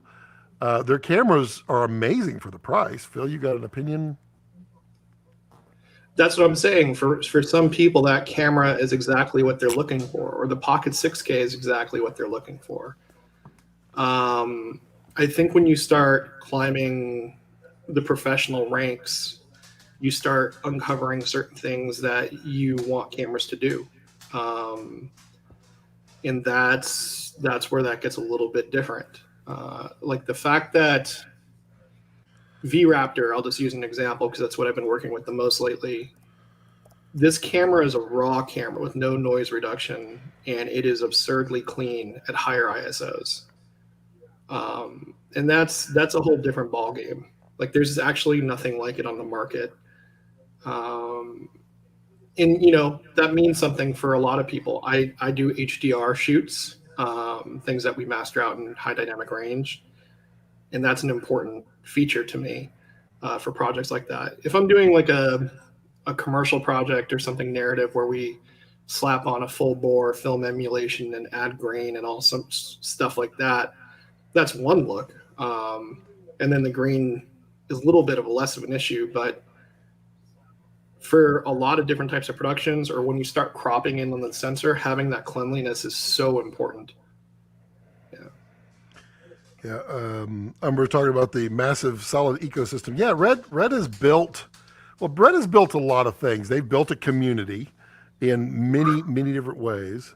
They've built an ecosystem in many different ways, and it all centers around one thing, and that's Red Code. And Red Code is beautiful. Jeremy's questions really good. I haven't gotten there yet. Oh, which one? Yeah. Oh wait, no, I'm not getting through there. Phil, why do you think people keep saying that Red cameras consistently fail a lot? I don't know. I mean, I think we're at a weird point where we're seeing even more camera failures across the board. I'm watching a whole conversation right now going down about media and the Mini LF dying pretty fast for some reason. And I think what's happened more than anything is the industry has grown so much, and there's so many more cameras out there, as well as equipment just not being taken care of very well. Like when I see people with like broken components on a camera, the first thing you have to ask is like, how did we get to this place? And it's not even a Red thing. It's like, okay, how did you break that on your camera? Like, did it fly off naturally, or did it hit a doorway? I see so many people clipping like LCD screens when they have like an easy rig or something going through doorways that it makes me think that like maybe people shouldn't be doing that at all. I mean, on top of that too, we have when you have various manufacturers making components that interact and thus cameras rely on. Yeah. I think that can easily play into the stability. There were problems we were talking about the other night. Back in the old days with wooden camera and causing problems with reds, Yeah, and so people, in the end, people just assumed that it was reds that were unreliable, and it wasn't. It right. was wooden camera. And I talk about this a lot on my channel here with media. People always complain about why does it have to be this media. Reds have to be reliable, and when they open up this ecosystem, and a lot of manufacturers are doing this too. Other people are building stuff. It affects reliability as well. Scott, how long have you known me for? Gosh, dude, 2016, 20, yeah. So in that span of time, I've had, I mean, just Monstro alone, I've had it in really extreme conditions on both ends, like extreme cold and extreme heat. And I'm taking the proper precautions that you need to have in those environments. But the real difficult thing to explain to people is like people like me wouldn't even touch these cameras if they were unreliable in these conditions. There's a reason you see so many wildlife filmmakers using red. It's because they're pretty reliable out in the field, and red also has really good global support. It's sometimes hard if you're in the middle of nowhere to get a spare of anything, but or just the way the world is right now with COVID is sometimes difficult. But like, I just went to a place where it was population 6. There's no way I could get a camera short of it traveling 3 days to get to me if something went wrong. So, Right. Yeah. Umbra, oops, I didn't mean to click off you. Umbra was talking about, I see 12K as an 8K cam which takes out some of the noise and issues somewhat. So there's math involved there, Umbra. When you have even a red 8K sensor, it's a bared pattern, which means you don't have 8K worth of red, 8K worth of blue, 8K worth of green. You have this alternating pattern, which they use formulas to extract the luminance values as well as the red, green, and blue.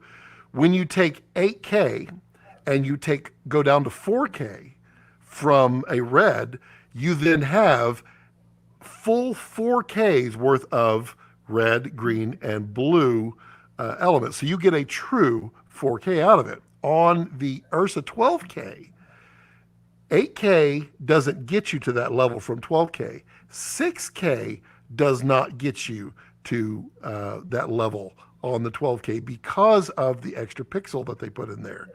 You don't get, it's not a 4 6s equals a 12. You have to go down to 4 to get a pure image out of that. So that's one point on that 12K. I feel like Scott needs a Christmassy fire effect on a set. I mean, you're right. I You could could set his turn XL on fire in the background there. No, I'm joking. I mean, I could turn this one to fire, but that's not fun. Phil is a Jedi. I don't know. Have you made Jedi status? Oh, I would never admit to being a Jedi. Right. Wasn't there an order to kill them all in the galaxy? Well, I never made an order. Much like the Knights Templar. Jim says, Don Sean, Reds used to be pretty unreliable like a decade or more ago, but they're way better off now. Still say people difficult to work with in post, even though it's really easy now. It's true. Basically, computers caught up, and now Reds are a dream to work with. Yeah, Jim. I mean, the crazy thing is if you look at the days of the Red 1, it was a difficult workflow altogether. And, the Red 1 had issues. It would overheat and stuff. That first generation was really hard. But Red has done probably more than anyone to get native raw playback, editing, faster encodes, more than anybody in the industry. And that's something, no one likes to give any camera companies credit. But like that's been a huge part of this journey to where we are now in the industry. We just have a lot more different camera options and things now. And then Dom was saying, yeah, he still hears that comment. People still say it, but they're saying it from 5 years ago, from lack of experience. All right, here's your Phil question from Jeremy. How did you originally land on Red? Did it start with resolution requirements for particular projects? You obviously could shoot on anything you want, but I'm curious why you started on Red. That is the most important question, really, when it comes down to it. When I broke into the industry in the 90s, I entered an industry. The guy who hired me invented the 4K film scanner. So I was already working in 4K resolution at the time, and that was with film, actual film. That extended to other formats of film and scanning even at higher resolutions and laser recording. So I kind of had a really, this is $100 million studio. This is far from a lot of people's realities, even now. So where I was working and the feature films I was working on, there was a bar that I kind of needed to hit. And I remember I worked with the Genesis, and it was a lot of what people wanted. Same thing with the Viper, but there was just a lot of concessions. And it was really a funny time because Kodak was like, digital will never get better than film, and so on and so forth. That was their chosen marketing, message at the time. I wasn't ever someone scared of the advancements of digital because it was changing and advancing rapidly. And then what actually happened, Red kind of made this big splash announcement that I was paying attention to. They put the pre-orders in for the camera. At that time, I worked at a studio. I could have any camera I needed, so I didn't need to invest in a system. But I was watching what was going on with Red because I wanted to see if that camera was going to be usable for productions that we were having come through our studio, or even just use it for VFX elements, because we were using things like HVX 200s to go shoot some birds to put in the backgrounds of like films and stuff like that. Long and the short of it is, the Red one came out. I did a bunch of tests with it. I got stupid excited about the system. Even at the very beginning, the time it took me to do 16-bit uncompressed exports from that camera was kind of comparable to the film scanning at the time. It was slow as death, but it was like, okay, we can use this with our workflow internally. And Peter Lyon Collister, ASC, he was one of the guys who got me some of the earliest Red footage that I ever looked at before I even really got to test the camera intimately. But, I looked at the Red 1 and I was like, cool. I tried to get it used on a few productions, and we did use it on a few productions in interesting ways. But personally, for me, it wasn't the camera that was most exciting. It was when Red actually created Epic, where I was like, wait, this form factor is fire. Like this, you have to keep in mind at that time, none of the cameras were that small, like not even close to it. And nowhere near that quality. So Epic was like the thing that made me go, whoa, that's something I can go around the world with. I can have 2 camera packages in a small case. Heck, I can have 4 probably in the case, with our VistaVision setup, maybe more. So I looked at that. And when I left the studio job I had in 2010, I needed to find a way to basically maintain the bar of quality on those feature films that all of my clients came to expect. I'm talking like Warner Brothers, I'm talking Universal, I'm talking these types of clients. So that first year I rented, and I was saving up here and there. I was kind of on the warpath to get up to an Epic at some point. But then that November announcement when Canon Cinema EOS and Red Scarlet was announced was the day. That was the most important day. I had money put together. I had my money, in hand kind of thing. I actually was at both events, and I put my pre-order in on the Scarlet with those first 300 people because it was a good baseline system for me to get into. At that time, I had about, I want to say it was like 25 or 30K put together. And Scarlet with the accessories I was thinking of and all that was about that. And it was the same for like Cinema EOS for the C300. But I'll tell you, this is a funny one. I was already active on Red User at the time, and Scarlet for the longest time was supposed to be a 3K 2/3 camera. which I was probably one of the more vocal, like, please do not do this. 3K is not anything anyone ever really uses except for whatever. I get the intention of having Scarlett be that kind of small camera, but I was like one of the very vocal people, like, please make Scarlett at least 4K, at least something like Super 35, please, please, please. And they did. And that was the thing that turned. Now, if Canon launched Cinema EOS at 4K, you guys probably would know me in a very different way right now, possibly. I mean, it would have been a very different ecosystem because I have so much Canon gear and I have a bunch of Sony gear too now. It's kind of crazy how it's all unfolded, but that would have made it a harder choice. The fact that C300 launched and didn't really do anything I was really looking for other than having a new form factor and a cool camera from Canon, what I needed was something at a minimum of 4K resolution. And then I got that Scarlett, and a lot of people saw me that following year. I busted my butt and was able to upgrade to Epic the following year. And that was the big kid up year. I bought Cinema Glass. I bought a couple of O'Connor heads. I had a really busy year. I was shooting a lot of VFX elements. I was shooting just all sorts of stuff. People are calling me in.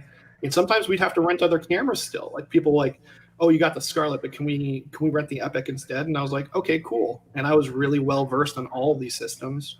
I did a couple F65 shoots in there. There was just interesting things going on. And then, to be very frank, and if you look at all the aggressive camera tests I did when Dragon came out, I still think that was probably the biggest sensor that Red made, because Dragon did something more than any of the other cameras did. It made the film people look at Red for the first time. And it was because there was certain improvements in dynamic range and color that really were big. And that's carried over to all of the cameras since then. So that was when they made that switch where all the like Red, critics were like this, or this. Dragon was this weird thing where they put a little bit more energy on the pixels. They put a little bit more energy on, and when I say pixels, I don't mean resolution. I mean like the pixel design and the actual color response. And you saw some of my public tests when I was comparing it against Super 35 film, especially grain comparison and resolving power and all that stuff. That was an exciting time, honestly. And now we're several generations from that, and like many generations. Yeah. I hope that answers that. Yeah. Nate was asking, how big is the difference between Raptor sensor and Komodo? I find the Komodo can be noisier at times, even when exposing properly with different tools. And I'll speak a little, and then I'll let the king go through. But Komodo absolutely has to be black shaded. Every Red camera you want a black shade, but if you black shade Komodo, it's relatively clean. It's far cleaner than Dragon is.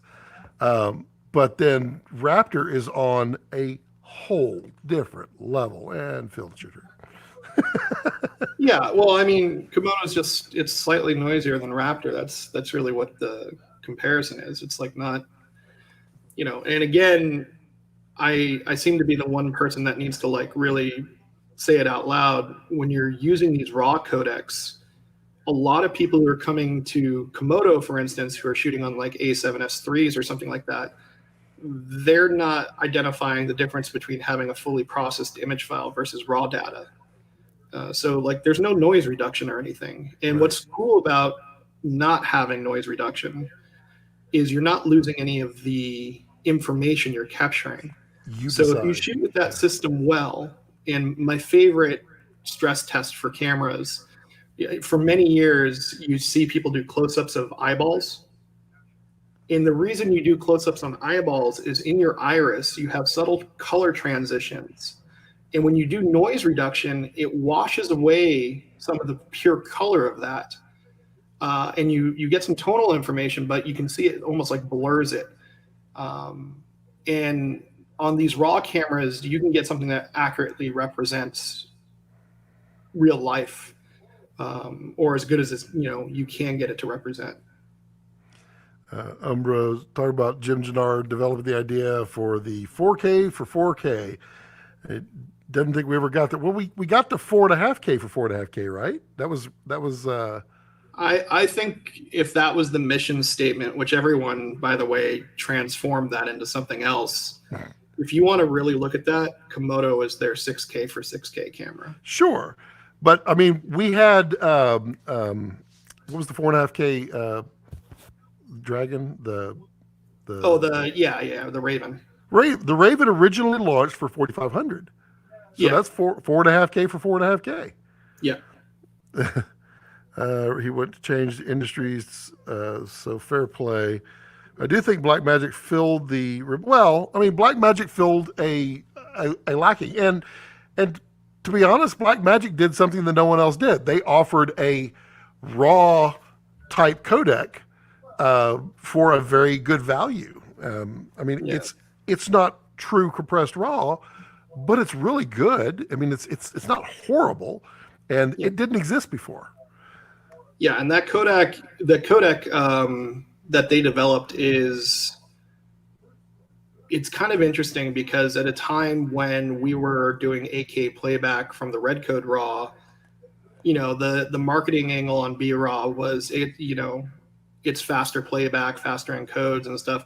And that lets you know that like you're kind of dealing with a different audience. If you have a 7-year-old computer, and you're not thinking about upgrading hardware or anything like that, and you just want something that kind of makes it work, B-RAW is kind of positioned that way because when you have 6,000 and less cameras, who's your audience? I think that makes more sense than anything. And I think when you start looking at, like, I do full 16-bit uncompressed workflows here at Rancho de Phil, and that's a heavy data rate. That is a film workflow that pretty much nobody does except if you're a studio. And most studios don't even like doing that nowadays, honestly. But I'm in a different thing because I produce image quality for, IMAX or larger clients, and we're not exactly always concerned about streaming quality, even though that's a big important issue. We're interested in what the uncompressed visuals look like. And that's a completely different thing that most people probably don't have to deal with on day in and day out. Yeah, that's true. Don wants to know, do you know Nathan Gruffalo? Yeah, I know him. I wouldn't say we're friends. We've run into each other on and off over the years. He was using a gimbal system I don't typically use for flying and doing aerials. And he worked, I think, for the company or something at some point.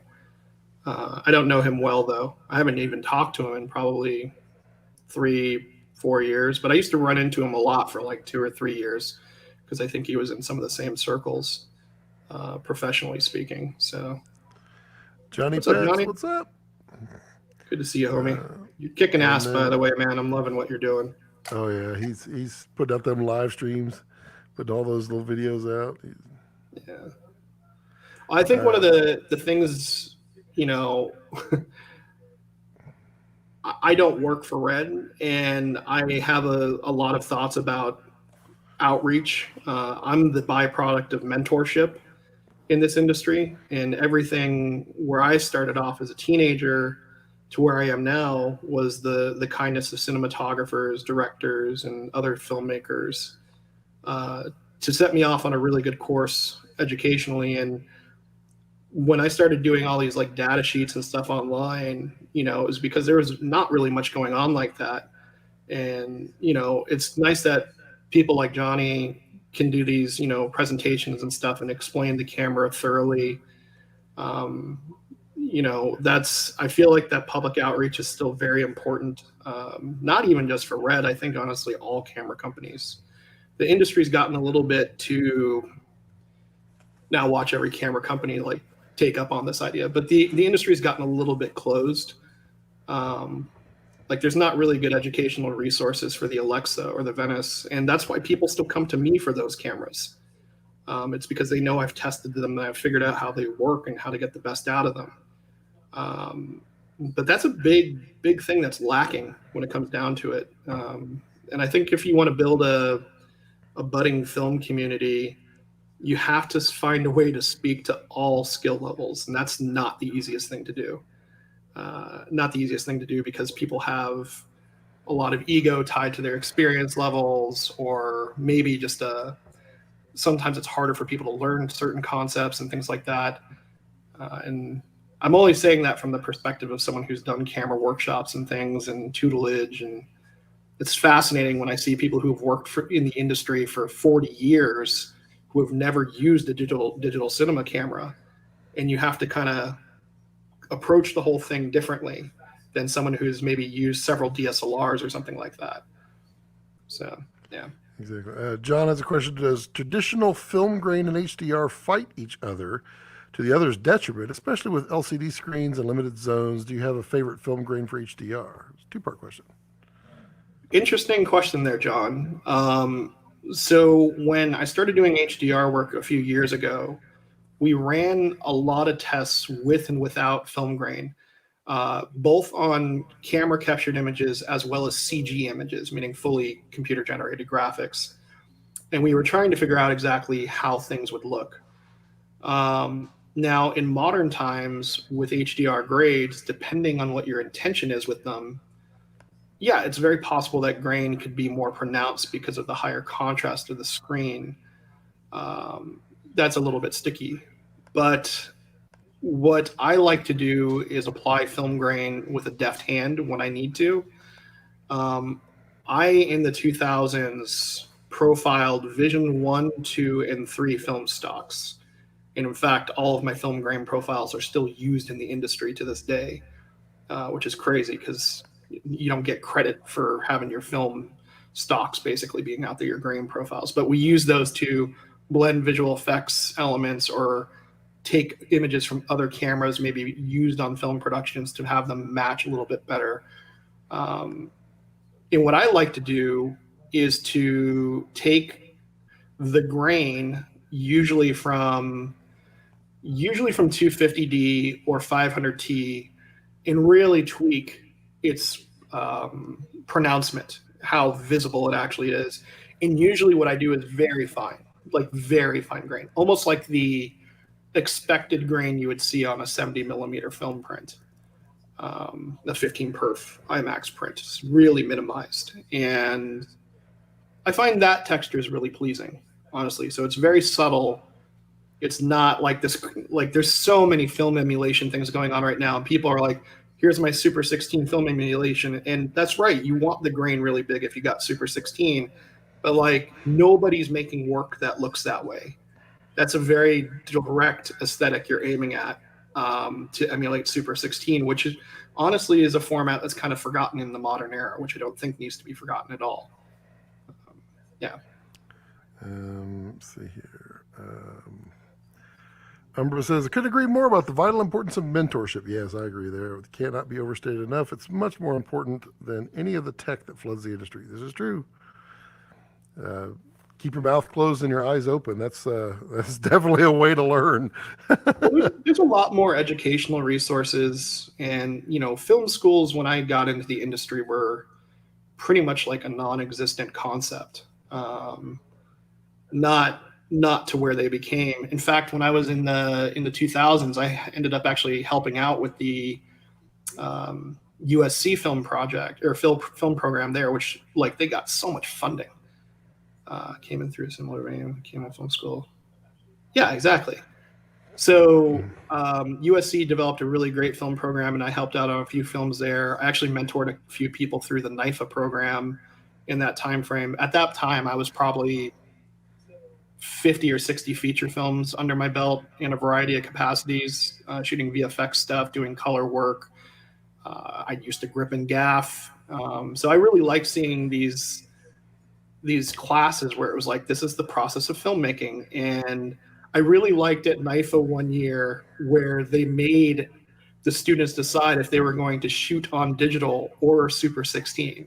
You had to make your choice on your final project. And people were always in this like crazy like battling act because digital was clearly the emerging technology, but everyone wanted to make a film. And you had that luxury, especially when it's hard to get in the industry if you have zero contacts. Yes, Johnny. Yeah, dude. Yeah, it's So Johnny's asking, have you done any tests on digital printed to film and then scanned back to digital? Had a post house showing me some tests. How the highlights were handled was fascinating. yeah, that's a really good point. The technical reasons to do that are very interesting. So if you're doing the empirical level of like film emulation, one of the things a film print provides is something that we almost never talk about, but this is actually something important in terms of optics as well, is light dispersion. So we generally, for something that's not being printed to film, we'll soften the image a little bit to make it look more like a film print. And if you ever read any of my posts about how precious the original film negative is, the film negative that comes off of a camera on set is the most pristine thing you have, because the second you start going through the optical, just a pure optical workflow, you're softening the image because now you're shooting the film through lenses, and things are happening. You're having a little bit of degradation. But for people who saw that first strike print, it's really fantastic. And what you get with going to a film medium for free, quote unquote, is you soften the image slightly. You're now dealing with the grain pattern of the intermediate film. Usually, it's usually actually a lower, cleaner stock. But there's a little bit of softening. And because you are projecting light into a medium, it obviously looks different. And that's why the highlights are so different. And it has a very soft roll off, much like you kind of get shooting film, which is kind of cool. Um, but you can also do this stuff in the grade, which you'll see a lot of people do. Don wants to know, do you have any advice on finding a mentor? You can go on the corner with a sign. No, I'm joking. That's a different type of mentor. I think when the world's functioning again, the events are probably the best way to do it. Meaning, like if you go to Cinegear, I'll just say Rodney Charters. Rodney, I've known Rodney since he was working on 24, which is like 20 years ago now. He wasn't really a mentor figure for me, but he was someone I met, and I constantly would run into at these trade shows because he's a prominent person on cameras, and he's used a lot of different technologies during his career. And I've always, I took a moment I just saw him at a Cinegear this year, and I took a moment to just say hi and see what he was up to. He just got to shoot with the DJI camera. And Rodney gets really excited about new technology. He was one of the early. I think he and I first bumped into each other because of the Panasonic HVX 200, and then the Red One. I remember that pretty clearly. So I think it's about approaching people without much expectation. You have to keep in mind the industry has grown so much that I can't even fathom what a top tier DP. I get hit up a lot, but like a guy like Deakins or something must be getting hit up every day of the week, 5 times a day or more. And not everyone's going to be able to have time, but they will probably answer your questions with a considerate and thoughtful reply. Full blown mentorship. If you start developing relationships with people, where they're willing to bring you onto a set or just help guide you with your career in film, that's a really cool place to be in. So, Indeed. So we're gonna put 22 minutes on the clock. Then we're gonna cut it off because Phil's got stuff to do. I mean, look at the sun going across his face. You could. yeah, I have 2 more things I have to do today. So. Yeah. So. And he may have to bail before then, but you got 22 minutes, folks. Get your questions out there. You got Phil. You have him as a captive audience because if he moves, the laser will shoot through his ear. That's the sun laser. Did you see we touched the sun?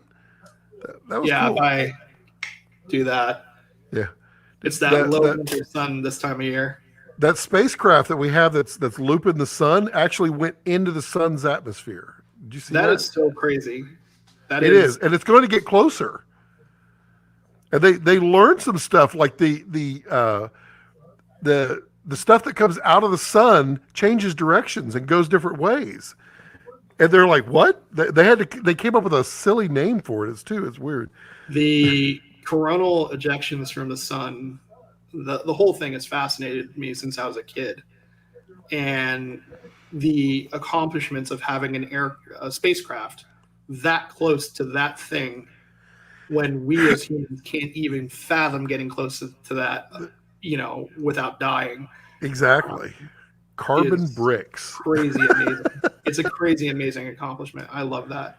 They're at 8 million miles away, and I think they're supposed to get within 4 million miles because they're going to do like 7 passes. That's wild stuff. Yeah, the sun is such a mysterious concept still. We have a pretty good understanding of the science of what's going on there, but we're going to be studying that for a long time to come because I think there's things happening at temperatures that we barely understand there. Right. Yeah. Any red magic in the future to be seen in upcoming Canon cinema cameras? Interesting question. Those are two different camera companies. Red Magic in the future, Canon cinema cameras. I think, this has been a slower camera year for Canon. The supply chain stuff and kind of just the state of the industry probably allowed them to avoid major camera releases this year. So I think you're going to see Canon strike back in the cinema space probably around spring, if I had to guess. I think they also moved up the R5C's release schedule. So that probably will happen a little bit earlier. So I'm excited for Canon. I mean, the C500 Mark II, internal whatever RAW that is a really nice camera. The C70, I think, is a good small camera, kind of like Komodo, I guess, if you want to put it that way. But it's a little noisy. It's a little bit of a lot of things I didn't really get thrilled about. But I was more inspired by the form factor. I want to see what the version 2 of that camera looks like.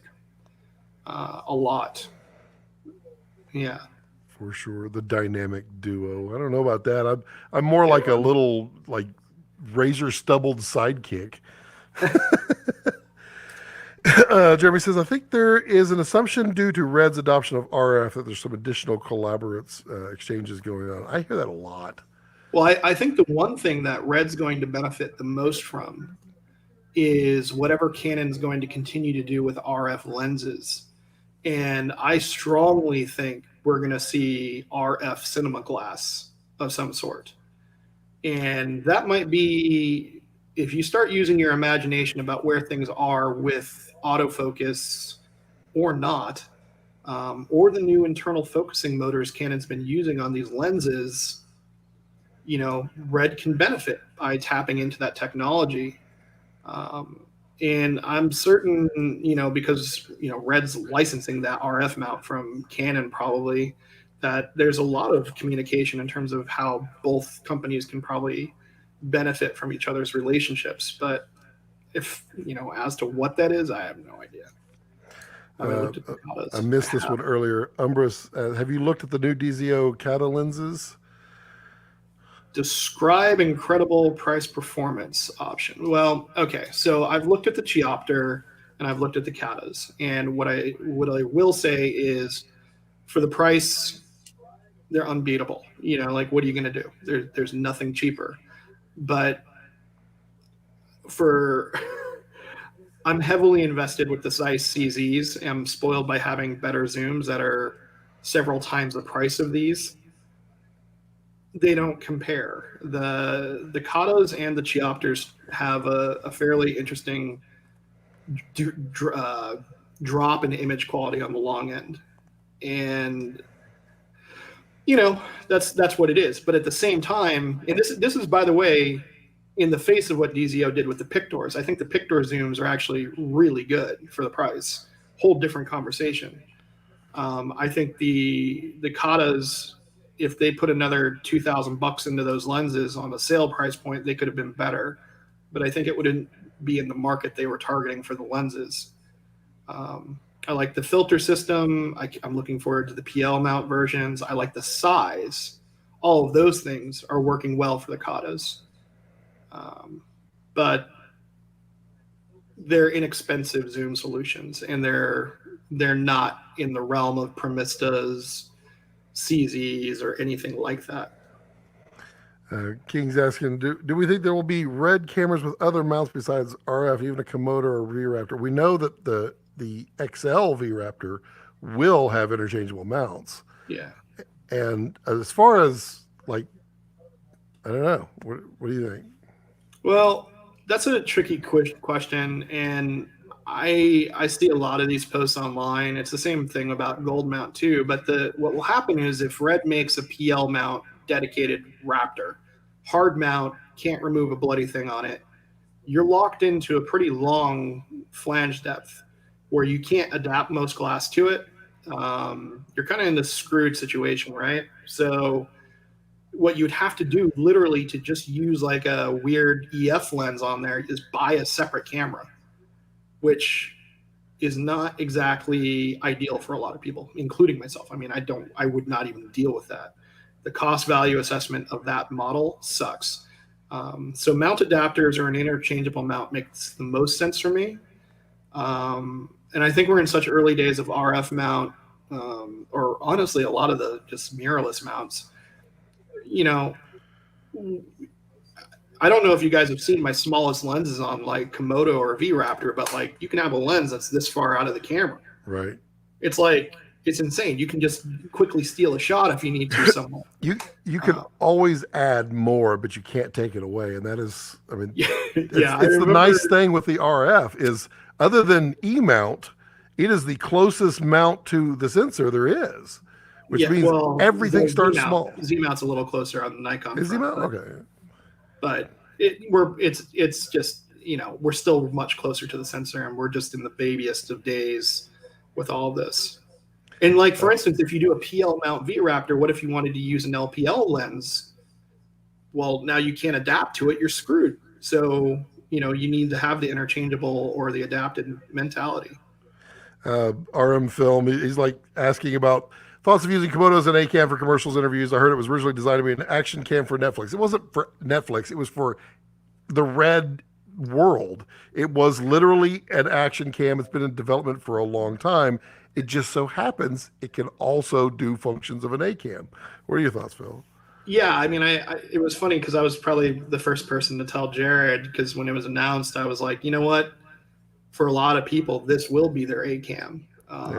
For people like me, Komodo is not exactly an A-cam, but it has been. I've done a couple shoots purely on it. I think it's this concept of like A-cam is a really interesting thing because it's not very well defined. But what I will say this is when you look at Komodo, I think I was the one who coined the term utility camera. And I'm going to keep with that mindset because it's a block camera. You can kind of rig it any way you want, right? So is it the best thing for a episodic shoot as the A camera? Not necessarily all the time, but for some, maybe. The question you have to ask yourself is the image quality and performance of what you're getting out of that camera up to where you need your A camera to be. Right. And for a lot of people, Komodo is that. And for others, it might not be. I saw a production that had 3 Monstros and 4 Komodos on it. And the Komodos were all used for a lot of the camera movement stuff, which is obviously, you know, with the global shutter, that's really nice too. But the real reason was the rigging was just a little bit more tidier. You didn't need such a big gimbal, whatever. And also you could have the thing rigged on a gimbal by itself, so you're not really wasting time when you need to actually deploy that solution.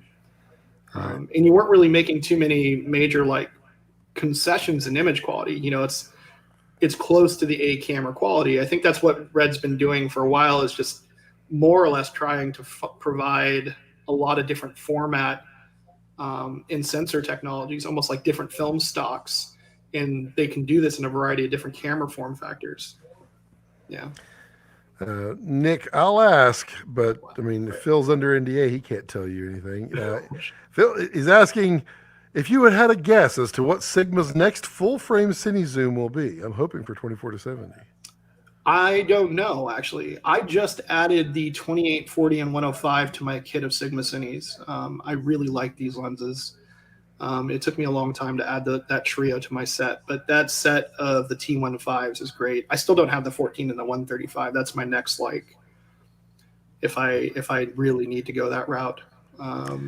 For zooms, there's two things I want Sigma to do pretty badly right now, maybe three, but I'll say two of them. I want to see them do a Sigma art level performance zoom for cinema dedicated with actual like cinema parfocal performance and stuff like that. 20 to 85 would be fantastic. If they did that, they would probably dominate the market. 20 to 85? Yeah, that would be nice. That would be a big lens for VistaVision. Oh, it'd be big, but I mean, Sigma's not afraid of making a large lens. Well, I think what you're going to see, so we've already seen like the inexpensive spherical lenses, and now we're in this like everybody in the woodworks is making anamorphic glass. The next thing that people are going to be tackling is zoom. So you're going to have 50 companies working on that. I'm exaggerating on the number, but you're going to see more of it. Going from 20 is going to be the biggest hurdle for them to be able to cross it over, but it can be done. Yeah. I mean, the 19 to 90 Fuji, I mean, it's a huge lens, but God, is it gorgeous. Yeah. What set of small primes would you recommend for Komodo? The smallest you can get in terms of weight that I would consider cinema optics are the dual lenses. They're a T2.4, so they're not the fastest lenses in the world, but they're very, very tiny. 80 millimeter fronts, very short. Dual lens, DULENS. They're very small. What about the lights? The 0.8s. What are they called? I don't. Yeah. So like an M glass. Yeah. Those. Yeah. If you want to adapt the still lenses or just use the M8s with the gears on them, they work. Yeah. But you'll have some performance issues on the wide side in terms of colorization and vignetting. Interesting. It's just part of the retrofocus lens design and how light rays exit the rear of the lens. It's the problem that I use like a glass and my Voigtlander M glass on my Raptor, for instance, but I don't go too wide because of that. So, speaking of cinema glass long term, what mount is wiser to invest in, PL or LPL? I don't sell or get rid of my gear. I need to make the least amount of purchases over time. Yep. Well, I think it's funny because you brought up the question about the mounts as well, King Crook. The thing is it shouldn't matter if you invest in PL or LPL lenses. You should be expecting the camera manufacturers to make cameras that support both of these mounts. The good thing about the LPL mount is you can use a very simple LPL to PL adapter, and that's why that works. And then if you're using a PL mount camera, you're screwed. That's exactly the situation I'm talking about, where you don't want a fixed PL mount on your camera, because then you literally could never use the Arri signatures or the Lights LCs or whatever. So don't be scared about buying lenses. And I have lenses in probably 50 different lens mounts, and I'm probably not exaggerating, maybe 40. I'd have to count, but all of them I've adapted to either EF mount or PL mount or Mamiya mount or whatever to make them make the sense for me. What I try to do is I like to use all of these different lenses, and then I try to simplify them within a few mounts that I do like using, and then go from there. But you shouldn't be scared of buying an LPL or a PL set. And then I interrupted you and didn't let you finish what the second thing I was going to say. So the one thing I really want Sigma to do, and they are working on this, is they still hold the Foveon patent in design. And I think Foveon, with a modern technology thrown at it, can be a really interesting sensor design.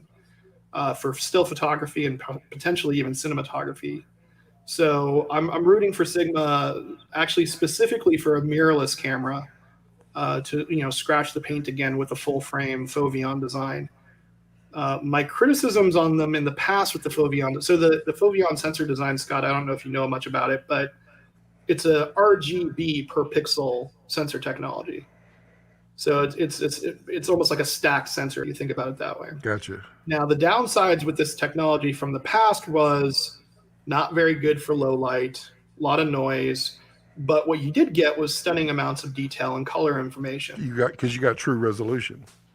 Yeah, but in the flip side, in the marketing that Sigma would deploy with it, is they would make like a 12 megapixel camera and say it's 3 times that resolution, which isn't exactly the case. Right. You're still dealing with a finite amount of tonal resolution. But what you can advertise is better color information and resolution. So that is that original when Sigma was coming out with their stills cameras, and they had that. That's what. Okay. Because I'd never clicked to that as to what they were doing compared to bare pattern. But yeah, that makes sense. Yeah. I have a couple other things I want Sigma to do, but I've lens wise. But I've asked them to do them. We'll see if they do it. They did make the Sigma Art primes into cinema lenses. That was something I asked them to do, and they did it successfully. It took a long time to do it, but I'm happy that they did it.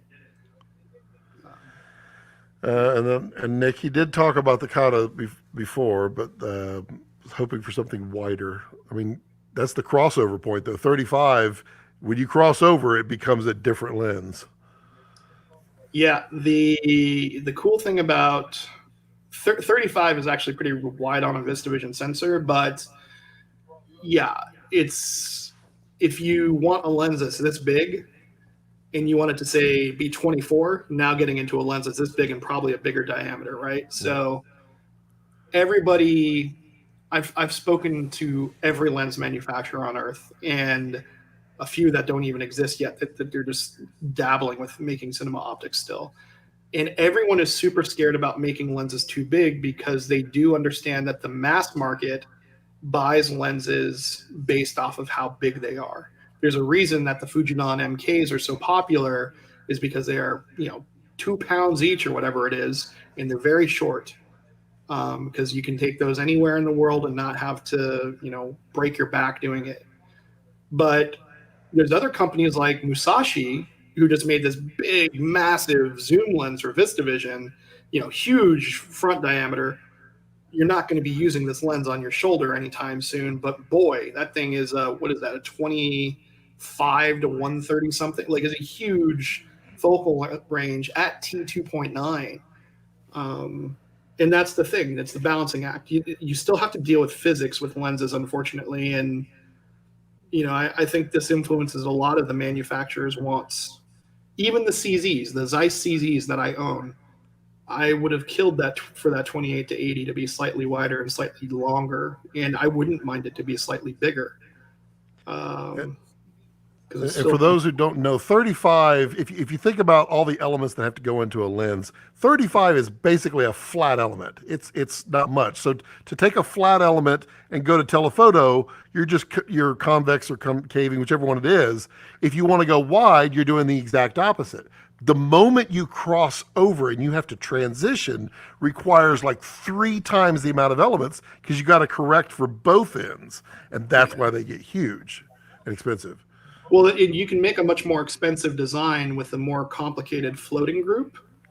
But generally we don't see these. That lens wouldn't be $5,000 or $6,000. It would be a lot more. And the more optics you put in there, the slower the lens gets by default, unless you make larger elements to counteract it, which, and then I also find it's true. Well, on the more budget stuff, if you go from wide to telephoto, the optical clarity is just not there. They're not pretty on the budget side of things because they can't afford to make them for that price. Yeah, and stopping them down helps. One thing I liked actually on the Chiopter, whatever that design was, that had a nice little glow to the highlights to it. And it's kind of what I felt about the Laowa zoom. Like the Laowa zoom's got a nice little, it's almost like a pseudo vintage look to it. You know, that the zoom, which I wouldn't have named it that way. And yeah, I saw Peter's comment. I agree, Peter. I think they will make a wide lens at some point. Yeah, they will. It'll probably go up to 35 because it's cheap to do that. Yeah. King says, Phil, when you are shooting at 2+ camera setups, do you use glass from single manufacturer, or do you get creative and post be damned? Ooh, I'll give you every answer I can pertaining to that. If it's a shoot that I'm doing, because I am a little bit more anal about things, if we have like a multicam setup, typically we're going to be using the lenses from one set. That said, I am not scared of using different glass if the glass gets the job done. To bring up a great example from a Laowa lens, I just brought them up a second ago. Laowa makes that 12 millimeter 0D lens, which is its own bag of tomatoes. It doesn't look like anything else on the market, but it's wider than anything else. But what I can do is I can shoot charts and grids and take the lens characteristics from one lens, kind of similar to what you guys see with the iData or XD from Zeiss. All of that data, you can generate that data on your own if you know what you're doing. That's what we do in visual effects all the time. So I've had to make a very good example is I shot on a project where a camera and everything happening on set was with Cooke S4s. And everything I shot in terms of visual effects elements was with master primes. And I'll tell you, those lenses look very different. But what I did was I profiled the Cooke S4s to a degree that would be described as a slightly unhealthy. And boom, you make them look great side by side. So when the material's intercutting, you can't even tell. Yeah. Yep. We're about to wrap up here, Phil. Okay. Dick wants that Zeiss 28 to 80.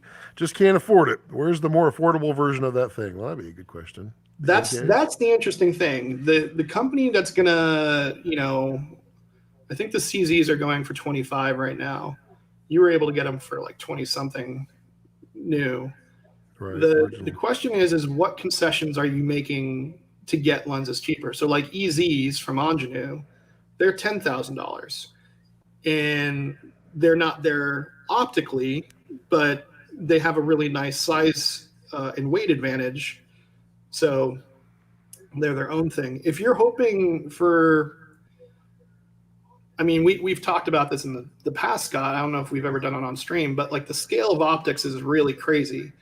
If you look at what lights primes cost, these are very expensive lenses, but they're solving all of the things that are extremely hard and extremely expensive to do, right, which is leading you to this exponential cost increase that is just hard to explain. Now, you can get a set of something like DZOs and do a side-by-side against the, say, LCs, and you can say, ooh, they're a similar T-stop, and man, these lenses are smaller, but you're not going to get to the resolving power and the micro contrast of the LCs, because on a fundamental level, the even type of glass used in the lenses is significantly more expensive because of how light dispersion works and all that crap. So I think you will see a company come out with something between Kata zoom and CZ zoom price. They just got to find the right balancing act, because zooms are very complicated to make. Well, if you look at, with Chinese manufacturers figuring out this lens game and figuring out how to get these cinema glass lenses at below $1,000 for primes, and they're reasonable glass, eventually, for sure, they're going to tackle the next thing. It's going to happen.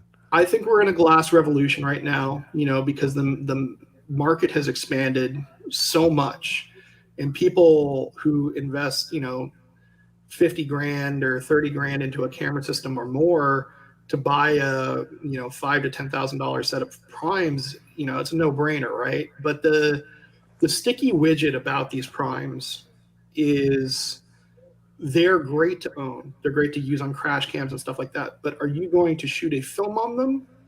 And those are interesting questions you need to ask yourself. You can, I'm not saying you can't, but does it equate to that for you from a business model standpoint? And also, I've been seeing some of these newer lenses trying to be resold for anything. Like that's that's another problem is if you have very cheap lenses, like what do they actually resell for? That said, I think a lot of the entry level primes, I think the Vespids in particular are pretty phenomenal. The new Meikeis, probably even the SLR Magics. I haven't seen one of their newer lenses yet, but they're all very good value. But if I'm shooting I don't know, even on a low end $2 million feature, I don't know if that's the glass I would go with. Right. The famous quote I always like to shoot out is, and I say this sometimes even when I'm on productions while I'm working, is you only get to shoot the movie once. And I'm not talking about doing talking head interviews in a corporate office where you just need solutions or whatever. I'm talking about how is this thing going to look in 5 years? And are you going to still back your decisions that you made to get there? Yeah. That's all good points. Well, Phil, let's wrap this thing up. You got anything final you wish to say to everybody, or? If I don't see you sooner, Scott, and to the rest of the people in the crowd, happy holidays. We're getting close to the end of the year. I am doing my damnedest to finish up film color. I'm also testing out a couple of new lenses right now. And I'm still working on doing all of my Raptor tests to give you guys something really tasty to look at. Because I get asked about that camera probably 20 times a day at the moment. So just double check your focus. Don't blow it like I did. Oh, were you out of focus on something? Yeah, when I was doing the ABC comparison between Dragon, Komodo, and V Raptor, she moved. I was at pretty shallow depth of field, and she moved a little bit, and so the focus was off. It was on her shirt and not her eyes. Oh, the And second I was you like, guys son focus, of a, I you mean, gotta be. the internet's going to set the world on fire.